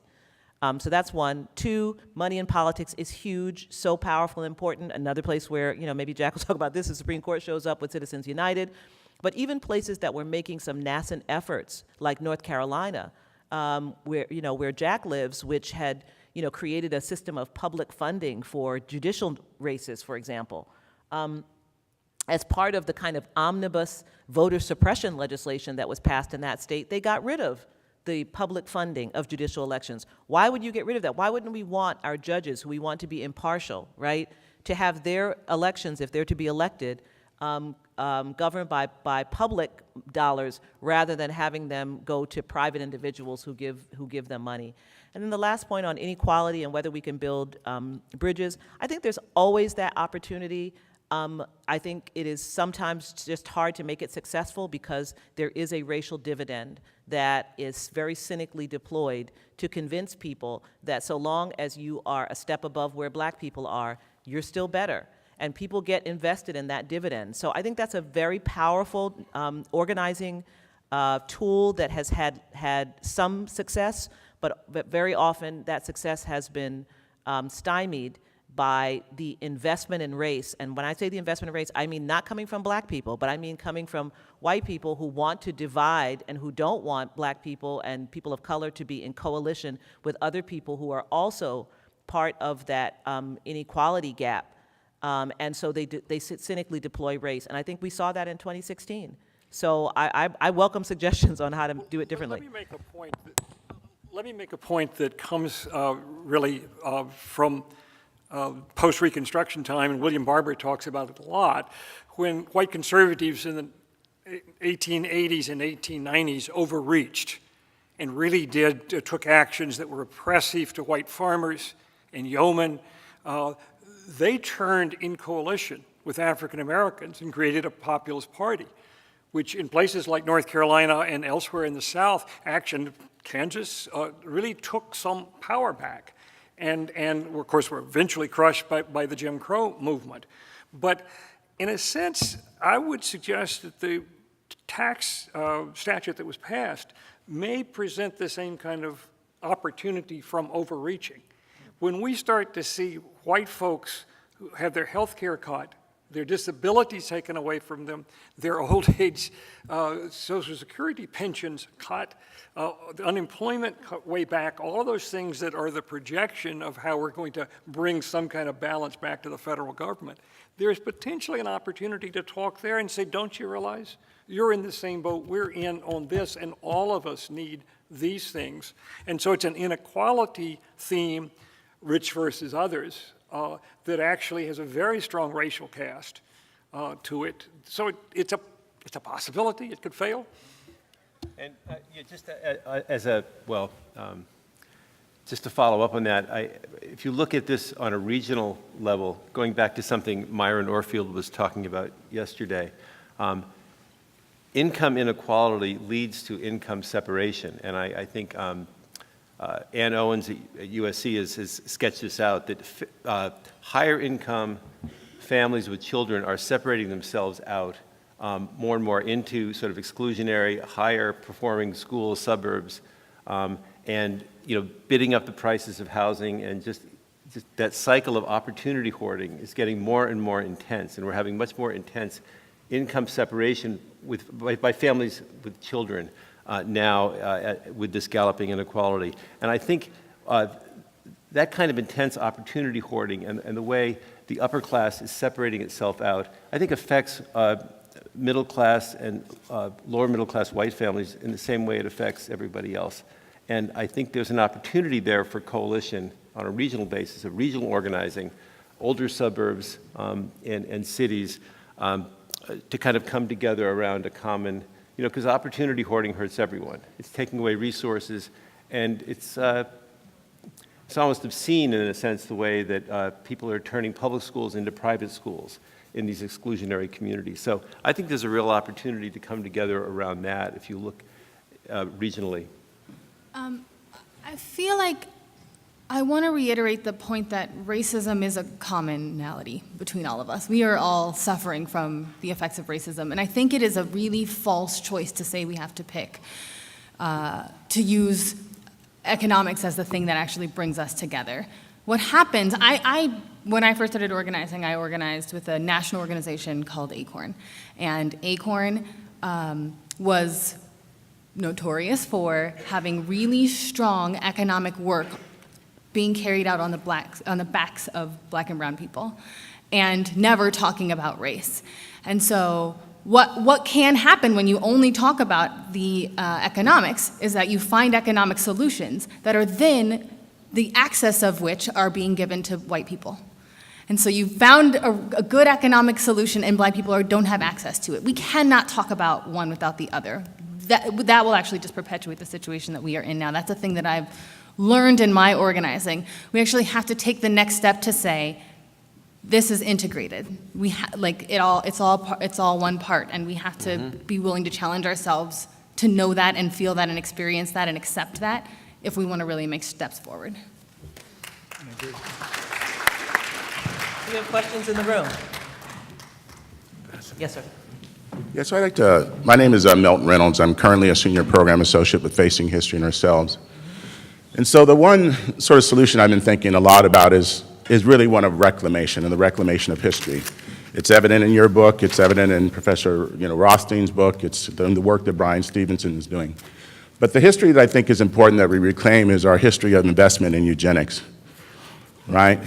Because if we want to understand the patterns of resource allocation or resource embargoment, the entitlement that is fueling the resource hoarding patterns, we need to understand that these are rooted in deep notions about heredity in biology, and that the purpose of eugenics was to naturalize social hierarchies and to legitimate them. And so Nazi Germany has been an excellent foil for the United States, but the United States has not reclaimed that history in a meaningful way, nor has Great Britain.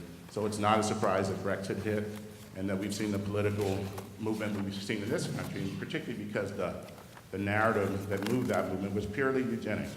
And Donald Trump has made several statements that suggest that that's the case.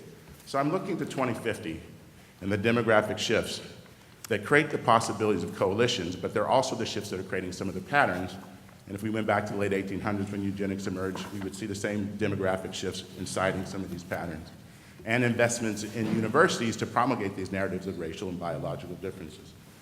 So with that said, California has a powerful role in textbook adoption, second only to Texas. And so I think it's important to understand that the battle for the narrative of this country is largely controlled by the battle for the narrative of history. And that whether we're looking at the fight against ethnic studies in Arizona, the recent battles in Colorado, Texas, we know that the narrative is that's what's being shaped. And so California is in a unique position, really briefly. Just 2 weeks ago, a bill was dropped, 1099, that hopes to seek redress for the estimated 153 survivors of California's sterilization program. California led the nation in sterilizations, and so it's a history that we need to reclaim. But if we're able to reclaim this history, not only will we be able to understand racialization and shift away from these identity fixations, which I do think are feeding the patterns of tribalism, but we can also understand that some of the resentments that poor whites are struggling with can be, in many cases, traced back to their racialization because, again, class is a marker of fitness within all groups. And that's one of the mechanisms that allows people who are feeling disenfranchised to be pitted against others. And so I just want to suggest that perhaps the reclamation of eugenics history and an ownership of the United States role, not just in promulgating that history, but continuing to invest in it, might be one way to build the capacity, but also the conceptual reframing of an issue in such a way that we can deal with it, both in terms of the intrapersonal aspects of it, but also the structural material aspects. Thank you very much. That's very powerful. Can you, is there a website where people can learn about the California bill that you described? It's not up yet, but the folks who will largely be carrying it, Center for Genetics and Society that's located here in Berkeley will be hosting a screening of the 20-year anniversary of Gattaca at the Brower Center this Thursday, this coming Thursday. And I think there'll be opportunities to find out more about that bill there, but there'll also be a robust connection and conversation about the relationship between eugenics and tech and biotech, which is also an important thing. Okay, great. Thank you very much. Let's take comment from this side. Or a question. Yes. Or remedy. Christina, you mentioned not having policies without having people backing it. And I was wondering to what extent are we overlooking culture and common language as a tool to really rally the people? Ta-Nehisi Coates talked about how he really learned how to write from hip hop. And me personally, I learned outside of the classroom, before inside of the classroom about, the global world from the music and the culture that I was in. So what extent can we use that as a tool? And let's take one more on this side, and then we'll answer, and then we'll come over to this mic. Thanks. I just wanted to ask about your thoughts on how we can use welfare programs, social safety net programs, and policies in a way that furthers equity. I think we've had a lot of really great discussion around housing policy, around neighborhoods, around infrastructure, education.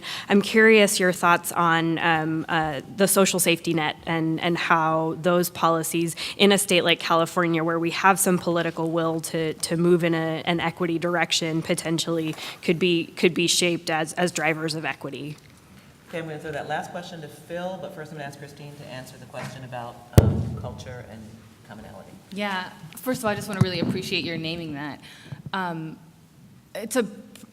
commonly hear that culture, like, kicks the ass of any good argument any day of the week, right? Like, the fight for people's minds is one thing, the fight for people's hearts is another, and the use of culture is the strongest way to win people's hearts over. Music, art, images, practices, right? Like, we really do need to, I think one of the tragedies of investment really is around investing in movement art and movement culture. There are cultural workers out there, we're in Oakland or Berkeley. There are movement art workers all over the place, and they are living in poverty, and they are doing this out of the love of their heart. That actually is a place where if we did some real deep investment in culture, we would find much more dramatic shifts than if we were just trying to make the good argument on these issues. I think that's really powerful, and I actually agree that in these moments, I'm thinking about this a lot, this moment in this country, and we are having something of a culture moment, which is actually quite encouraging. But these are the times when there does need to be serious investment in culture, because out of that expression comes the kind of activism and engagement that actually is going to undergird and support these movements, and we see that historically. Phil, on welfare, and NJAC on welfare and safety net. Well, I was just going to say something about eugenics for a second. Okay. North Carolina, oddly enough, state in a pretty conservative frame of mind these days, nonetheless passed a statute acknowledging the sins of its eugenics commission and setting up a process through which those who were the objects of sterilization could receive recovery. Sadly enough, many of those people were deceased or out of the statute of sort of parameters, et cetera. But for anybody interested in other states, it was a way to bring to visibility again a whole 40 or 50-year period during which there was regular sterilization of people, most of them people of color, but not all, by county welfare boards and others, or state commissions. Phil? On the social safety net, of course, we need a strong social safety net, but I think the pieces of the social safety net that are perhaps the most important are those that contribute to economic mobility over generations. And I hate to say it, but I think, stable and secure housing is pretty fundamental for every family. And we're in a country that's only, providing 25% of the housing assistance to families who can't afford decent housing. And we have homeless families in every state in this country, and that's the very foundation of the social safety net, a secure place to live when you're growing up, that you don't have to be afraid of being evicted from, or living in a shelter. So that's number one, and I think there are aspects of the social safety net that have to do with economic mobility, basically a free path to higher ed for low-income kids, and really strong workforce development jobs programs to get kids, starting in their teenage years and early 20s into a real path to work. So, that would be my contribution, in addition to all the basics, the health care and everything else. But I think economic mobility has to be, key, and thinking about the next generation always. So we had one question here, two more here, then we go to Baltimore. My name is William Walker, and I wanted to refer back to Camille Charles's remark yesterday of the fact that society breeds anti-Blackness. And I found it interesting because I felt that she had more to say about that and wasn't able to really illuminate that. And that's what's really difficult about the whole intersectionality and how some of these dialogues have to be led by the folks that have been oppressed so that we can really get to the root of the causes of how to build equity. If we know that 1 in 3 men in prison are African American, and we know that prisons are outside of our local areas, but our urban areas, but our urban areas have reduced crime and incarceration rates in tandem, why don't we abolish the prisons, since they are the largest line item on the California budget, and redirect that money into local jails to take care of the violent offenses that are in the prisons, and for the nonviolent ones, putting that money into education and finding ways to, if our prison budget is, I think, 40% of our state budget, that's a lot of money that could go toward education, considering 60 grand is going toward a prisoner, whereas like we spend less than half of that on a pupil. That's great. I just want to say this is certainly the moment to be having those conversations, right? Because we are in a period, notwithstanding the comments of Attorney General Sessions and others, we are in a period in which crime is at a reduced level. There are select jurisdictions where there has been an increase in violent crime. Obviously, Baltimore is one of them. But it is true that around the country, crime has decreased, and so we should be asking, what are we doing with the dividend from that? And I think there are lots of things on the table about that. I've been really heartened to see on the front end how increasingly prosecutors like in Philadelphia are making decisions about what they're not going to charge and how they're going to be, smart on crime. We were having this conversation a little bit yesterday. My sister and I were having a sidebar about, okay, but what do we do about the people who were imprisoned? So it's really interesting to talk about, legalization of marijuana now, but if we now recognize that marijuana is not that dangerous, what about the people who actually are in prison, or the people who have records as a result of having been in prison? Is there an expungement? What are we doing to address? And I think this came up with two comments about like the apology, Dr. Wen this morning, like when even our larger society admits we made a mistake, right? Now we're treating opioid addiction as a public health problem and we didn't treat crack that way. Or, now we recognize that, stop and frisk was not necessary to reduce crime as we learned in New York after LDF and the Center for Constitutional Rights and so forth sued at the NYPD, and we're working on that settlement. So now what? Now that you've recognized that, what happens to the people whose lives were stolen in a wrong-headed policy? Do we just keep it moving?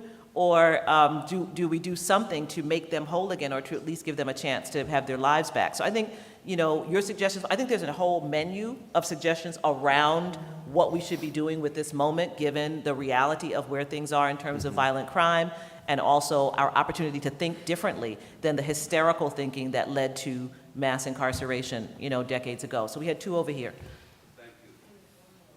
Please. My name's Richard Page. I came here to escort a blind visionary, Carl Anthony, from whom I learned that the poor will suffer most during climate change, especially as the waters rise, like in Hunters Point, where the radiation soil samples were substituted yet again, and a public group, Green Action, had to discover it, how important we are. I saw a sign over the door. It said, "What are you afraid of?" as I entered this room. Art moves movements, as you said. What am I afraid of? As the bespoke moderate white man, where's my education been? What have I paid attention to? My own benefit, I found out. I took the curriculum as the first panel asked. I took the curriculum of this conference. I came back. And as I listened, sometimes it was hard to even stay in the room as my shame and blame issues prevented me from hearing clearly. So that's a small remedy, is my responsibility to cut through little boys' defenses and be a mature, compassionate adult. I live in rich communities, not because of wealth, but because of diversity, of the richness of culture. There's a movement somewhat spearheaded in Berkeley called regenerative communities, not just sustainable, where the idea is what has meaning once we're past thinking that materiality is the meaning. And so to build cultures which have the meaning of richness is a small possibility that could grow. For myself, I'm privileged to be in the room, the resources that have come, this erudite faculty. Thank you. And is there a curriculum for my Episcopal Church, which is under a black Archbishop, Curry, beautiful man? There's $3 million devoted to racism. Not a lot, but within our church, we could study a curriculum. What curriculum would you recommend? Where's Facing History, Facing Ourselves? Where'd you guys go? So there are any number of curriculums that faith groups can follow and should follow.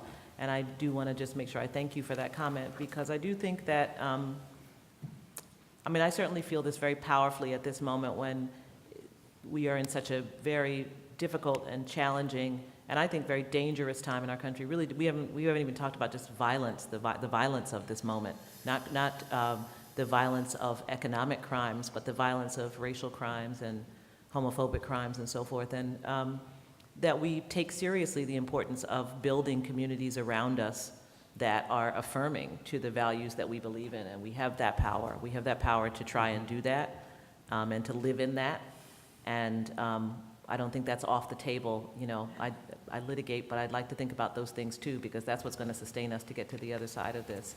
But I'm going to just ask that, you know, perhaps you get to the folks from Facing History about what curriculums they have available. Yes, ma'am. Thank you all for being here today. I have two questions. So one of them was, we have a lot of systems that were built with the intention that they were for whites only. And now we are utilizing those systems for the community as a whole, but we are focusing most of the attention on changing the people who are going into the system versus changing the systems. So how do we reframe those conversations to work on changing the systems to fit the people versus changing? Can you give an example? So we have, like with our education system, so it's built on this sort of white-centered culture that this is how, and ableist system, that this is how children are supposed to behave and they're supposed to conform. And if they don't conform to that or behave a certain way based on my cultural norms, then they're in trouble. And we don't do anything to kind of intervene in those systems legally. I'm in Iowa. In Iowa, I don't know if you all have seen it in the news, they have little pine boxes, so they're putting the kids in boxes. And in Iowa City specifically, they build a pine box and put it in the room, and then they put the kids inside of the box as punishment. And so they found that all of the kids who were put in the box, I think last year, were Black or kids who had disabilities.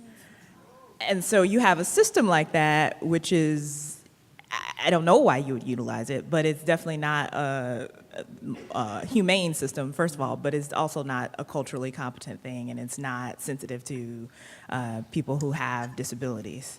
Can you see me afterwards about Sure. that? I was going to say, get to the lay of the fence.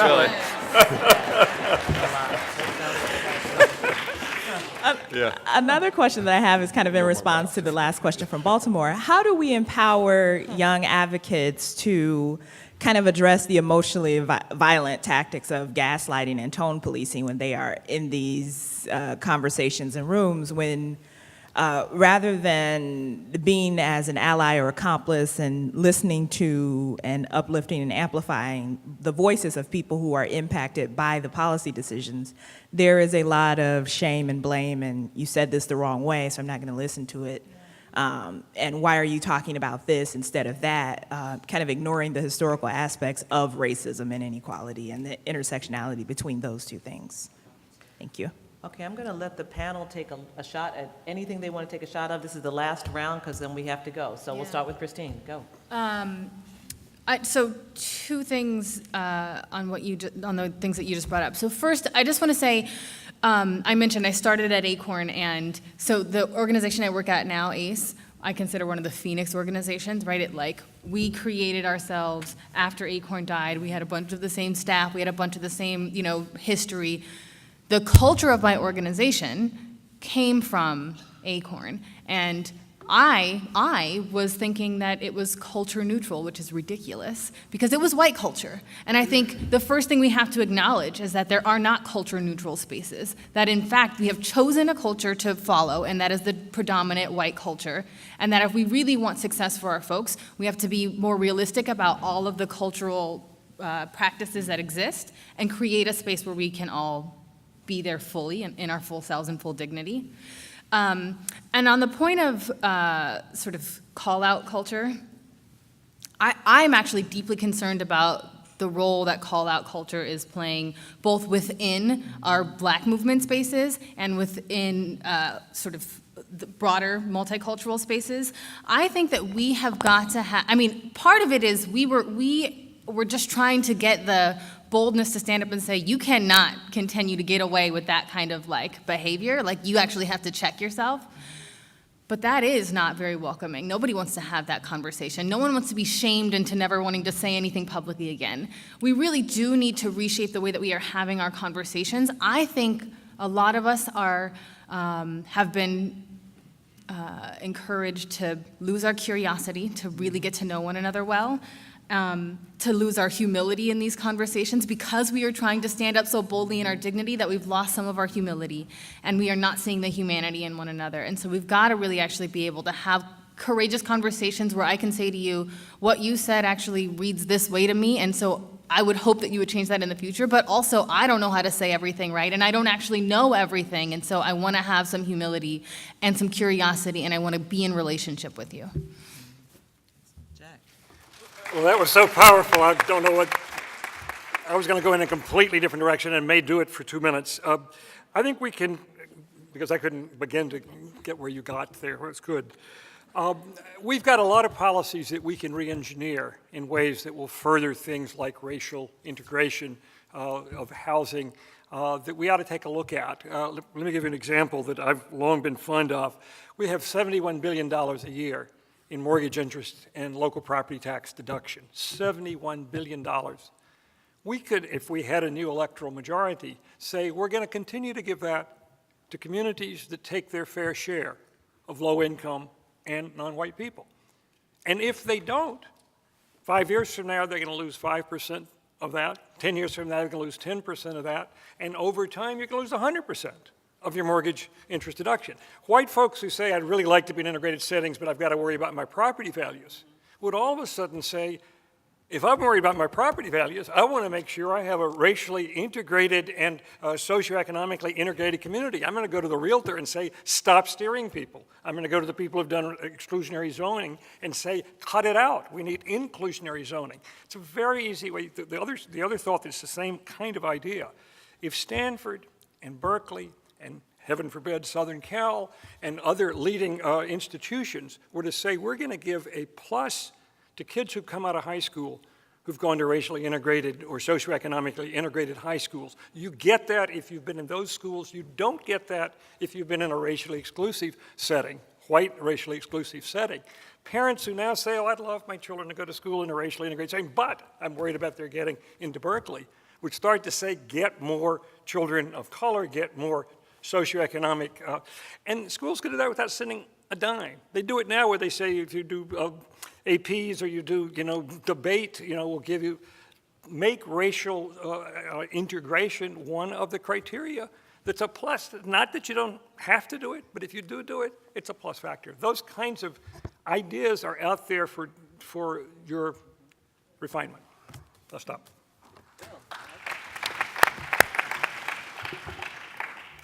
Well, two brilliant comments to follow. Okay, so, we've had, if you read Richard's book, 70, 80, 90 years of social engineering to get us where we are today. Highlighted in the Kerner Commission report 50 years ago, and we have really been perpetuating and replicating a lot of the same patterns ever since with very marginal, some positive things have happened, but we're, as the data that's been displayed for the past 2 days show, we haven't really come that far, and we're as divided in many ways as we were 50 years ago. I really appreciate what Christina just said, because I I'm often in situations where I get called out. I've been working on these issues for a long time. I'm a dedicated civil rights lawyer. I've been working in community. But, the ways, the dialogue keeps shifting and changing, and one is often, especially coming into communities as a lawyer, saying the wrong thing. And I appreciate places and spaces where people cut me some slack and recognize my good intentions in a sense. And I like to be able to have real conversations with folks and not worry so much about the way I'm saying things, because of course I'm always going to say things in a way that are heard the wrong way. So I really appreciate your comments on that, and I think I'm a believer in changing structures, and that'll change hearts and minds, but I think ultimately we have to do both at the same time, and we have to be in dialogue with each other and reach some consensus in rooms like this about where we need to go, and that'll hopefully eventually lead us to the kind of policy re-engineering that we need to do. So, thank you. Well, Baltimore, is there something you want to say to wrap up? We've got two, no? Okay, no, I think just to wrap up, to tie together some of these comments, I'll just make one final comment. I think one of the great triumphs and promises of the Kerner Commission report was the idea that we as a society shouldn't have to choose and don't have to choose between promoting economic equality and racial equality. And I think one of the tragedies of the politics of the intervening 50 years has been that our politics has forced that choice on us. And I think trying to recapture the overlap and the complementarity between racial equality, the promise of racial equality, the promise of economic prosperity for all, I think is one of the promises. And I think that's the direction that a lot of this conversation has gone, which I very much appreciated. So thank you all very much. And with that, I am going to ask for a round of applause for this extraordinary panel and turn it over to John Powell.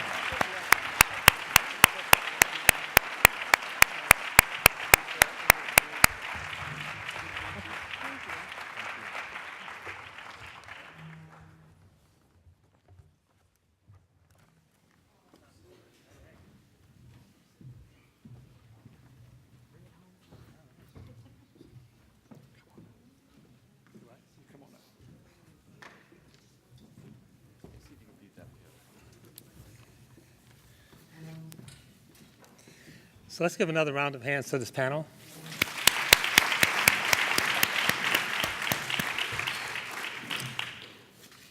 So first of all, I want to thank all of you. I'm going to be closing out in about, so I'm going to get you out of here in about 10 or 15 minutes at the most. So I have a number of thanks to extend, and I'll do that in a moment. But first, let me just sort of tie up a couple of loose ends. One, some people noticed, they said, the Kerner Commission had a chapter on the media. Where's the media? Point well taken. Obviously, how we talk about things, the organs we use to talk about things, narrative, stories we live in, is really important. So, and I think it was weaved through a number of the comments, although with 50 speakers, I guess we didn't feel like we had space for another panel. But the point is well taken, that communication, narrative, stories as well is important in terms of this work. I want to pick up a couple of high themes and then come back to practically what we can do and then close out. So one of the high themes, there's some themes that sort of come up in these spaces a lot. Sometimes they're explicit, sometimes they're implicit. You sort of heard some of it toward the end of today's conversation about essentially, would it be easier if we moved beyond identity politics and talked about economics? And the short answer is no. The reason is what's called identity politics is usually the concern and grievances of marginalized communities. And what we're told in some ways is that if gays would stop talking about sex, if women would stop talking about Me Too, if blacks would stop talking about incarceration, if Latinos would stop talking about immigration, and if Native Americans would stop talking about sovereignty, we could have a united front. So whose issues are left on the table when you take all those issues off? So actually what oftentimes masquerades as non-identity politics is identity politics in a white robe. All politics are identity politics. We care about who we are. Now, it is true, I can talk about myself in such a way that excludes everyone else. I call that breaking. Or I can talk about myself and at the same time be open to other people talking about themselves. I call that bridging. So the issue is not should we talk about ourselves or not, it's how we do it. And some of you remember as students of history, in the 1930s and 40s, when Roosevelt was in the White House, and then eventually the United States was going to war, it was like, okay, we have really big issues. We have a war. So black community, let's not talk about lynching.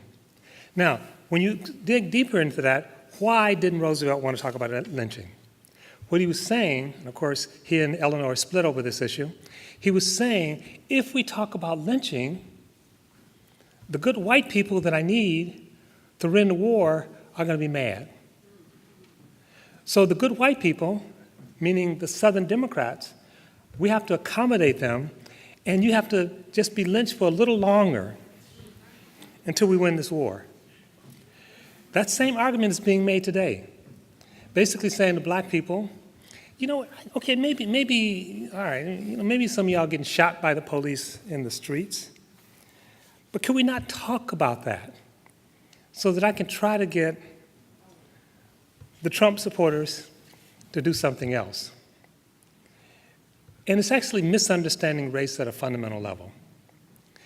Race is not just about people's attitudes, it's about structure. So we saw in terms of some of the stuff around schools, it's not simply saying there's a black person, there are 9 black kids that want to go to school, which your school, which the Supreme Court says is required.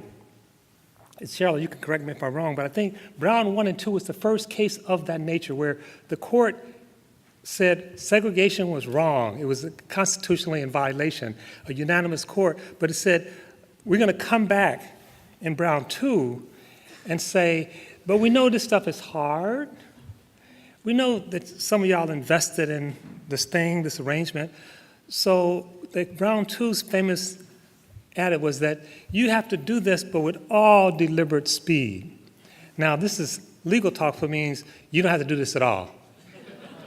And nothing happened for 10 years because the court was basically saying to the white community, you're violating the Constitution, but you know, we understand that there's a lot going on and you invested in it and it's about your kids, so y'all don't have to do anything.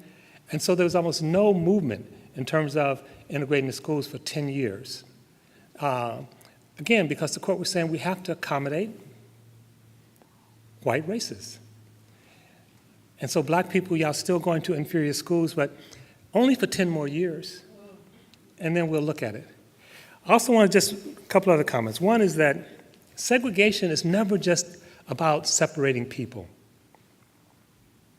When we talk about segregation, we're talking about segregation of opportunity, segregation of resources. So when people say, yes, but what if all the resources were equal? There'd be no reason to separate people. The whole purpose is to make resources unequal. So if we really had equal, we wouldn't have segregation.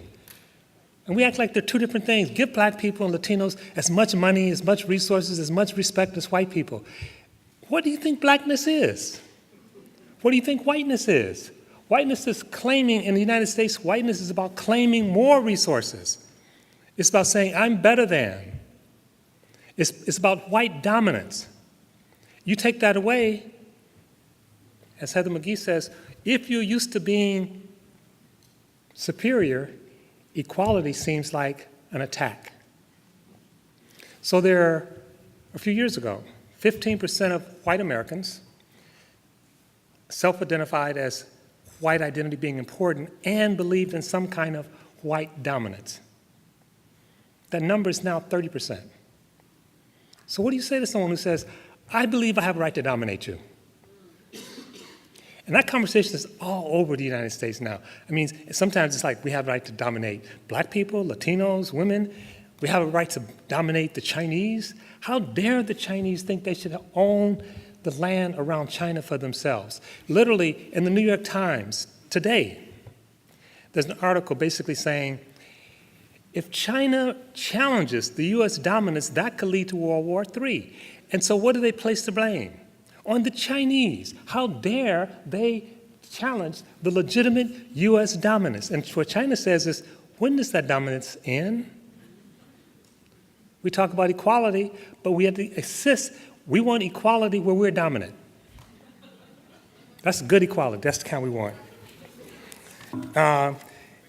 So what we're in the middle of is something quite amazing. Depressing, but also amazing. And it's not going to stop with Trump. It didn't start with Trump.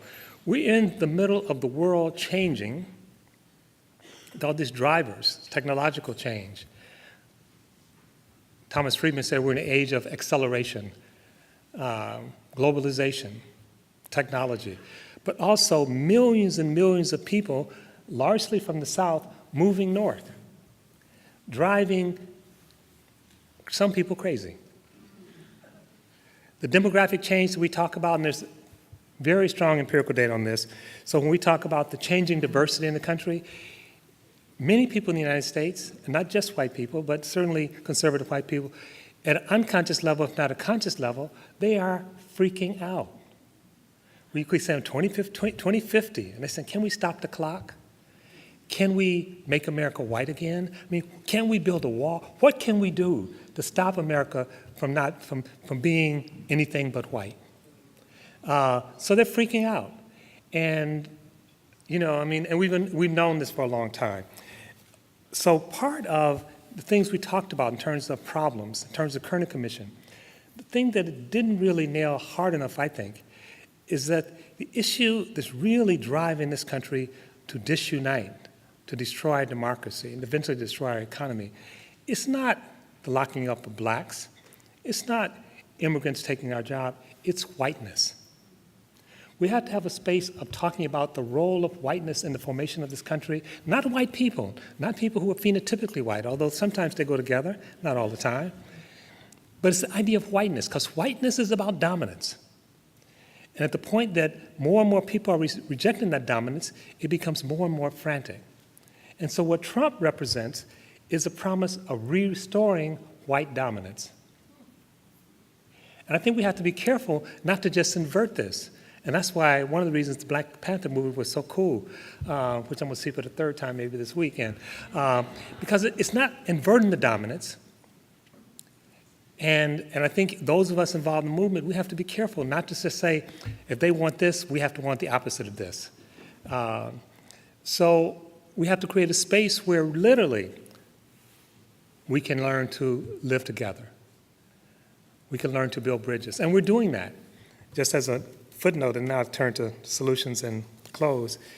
In California, I think in 2020, half of the families formed in California will be what's called interfamilies, which means somebody in the family either married or partnered with someone of a different race or ethnicity, or there's someone in the family of a different race or ethnicity. Half the people in California, 40 million people. In 2020, probably 44, 45 million people. So we're actually making new identities right now, and it's driving some people crazy. Think about the idea of one drop.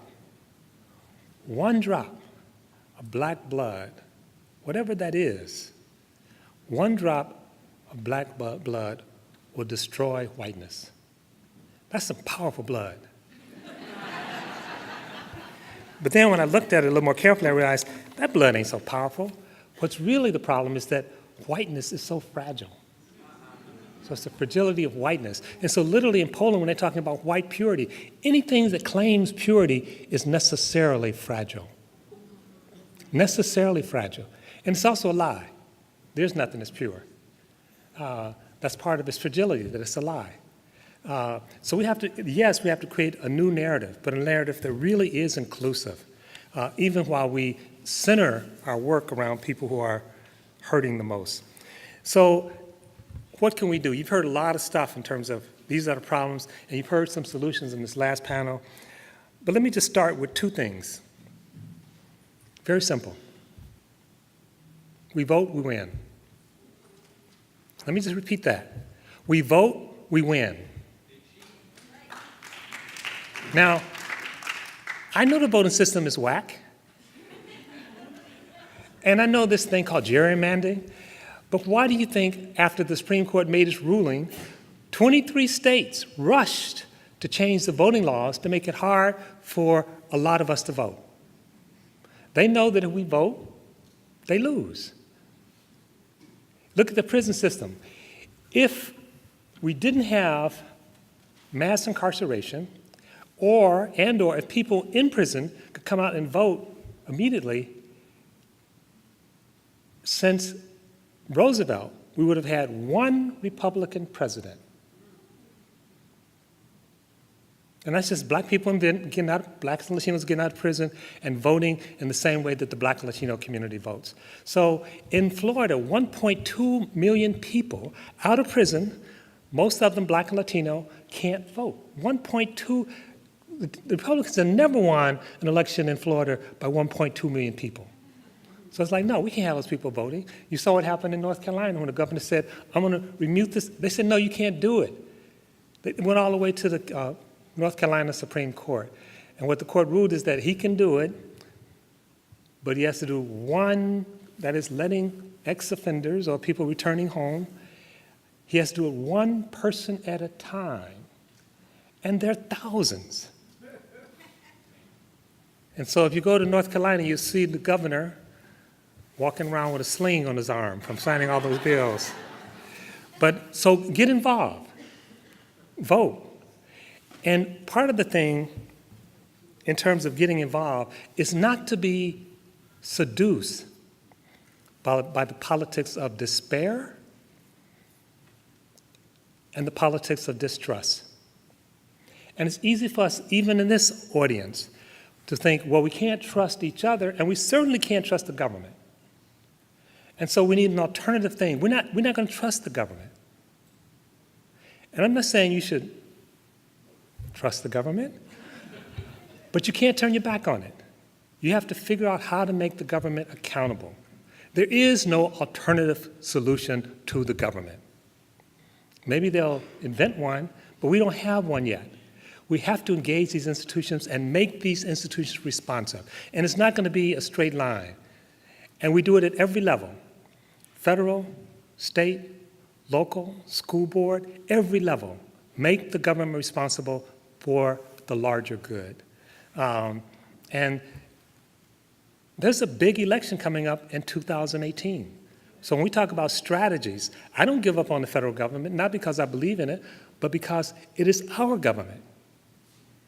And when people get upset and talk about going to Canada, I say, go to Canada, but come back. This is our country.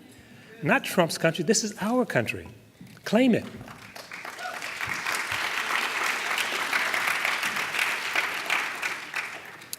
So I'm going to end. I just want to acknowledge Jack Bogert came up with some great ideas about saying if places like Berkeley saying we're going to give you a benefit, a plus, if you go to an integrated school. And I would say we have to, Robert Sampson helps us. In his book, he says with 4 to 6 indicators together, those 4 to 6 indicators, 93% of the people living at those indicators are African Americans. So the court says you can't use race, but we can still use indicators, right?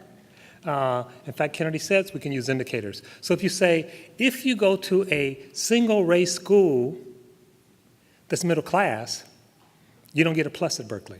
Now, why would I add middle class?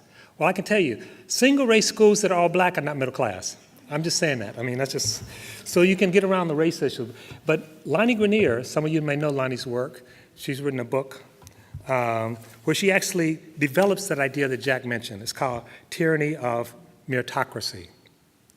And she talks about how we use meritocracy. Instead of using, if we say we value diversity, then we should reward people for embracing diversity. Whether it's Google citing where it's going to build its new facility, or whether it's Berkeley deciding how students are going to get in. So we have a lot of work to do, but we can do it. And I don't despair, generally ever, Although, you know, last election was, you know, that was some stuff. But I really feel like we're up to the task if we collectively do the task. And the only time that I really wonder is when I see us gathering around what I call the circular firing squad, where we actually are pointing all of our guns at each other. But if we can learn, yes, we won't all agree on everything, but we can agree on enough. So with that, let me end by just thanking the people who have made this possible. I want to sort of give a special thanks to Johns Hopkins and to Ben Siegel and James McComb. I also want to acknowledge the Policy Institute and to Thea Lee for her leadership. Special thanks to the Ford Foundation for giving us money, and the Spencer Foundation, who's now run by someone who's part of Haas, Niela. I don't think she's in the audience. A special thanks to Stephen Menendian and Richard Rothstein, who co-chaired and co-edited this thing. A thanks to Gerald Lenoir. And of course, thanks to the people who did the audiovisual. And all this stuff is going to be streamed, so you can look at it on later when you are more comfortable and warm.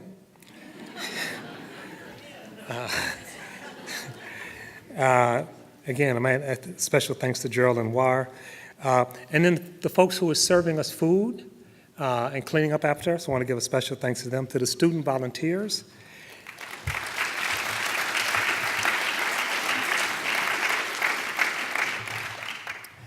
And also, special thanks to all of you.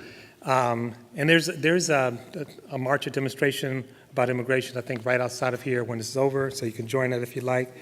And I believe that we can actually make a space and a world where people can thrive. We're doing a lot of interesting things in California right now. Not perfect, but the California government is in a real partnership.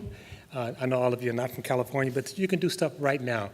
And if we're really successful, not only will we make the Earth a safe place for humans and other living creatures, but we will make America, California, make America Mexico again. So thank you.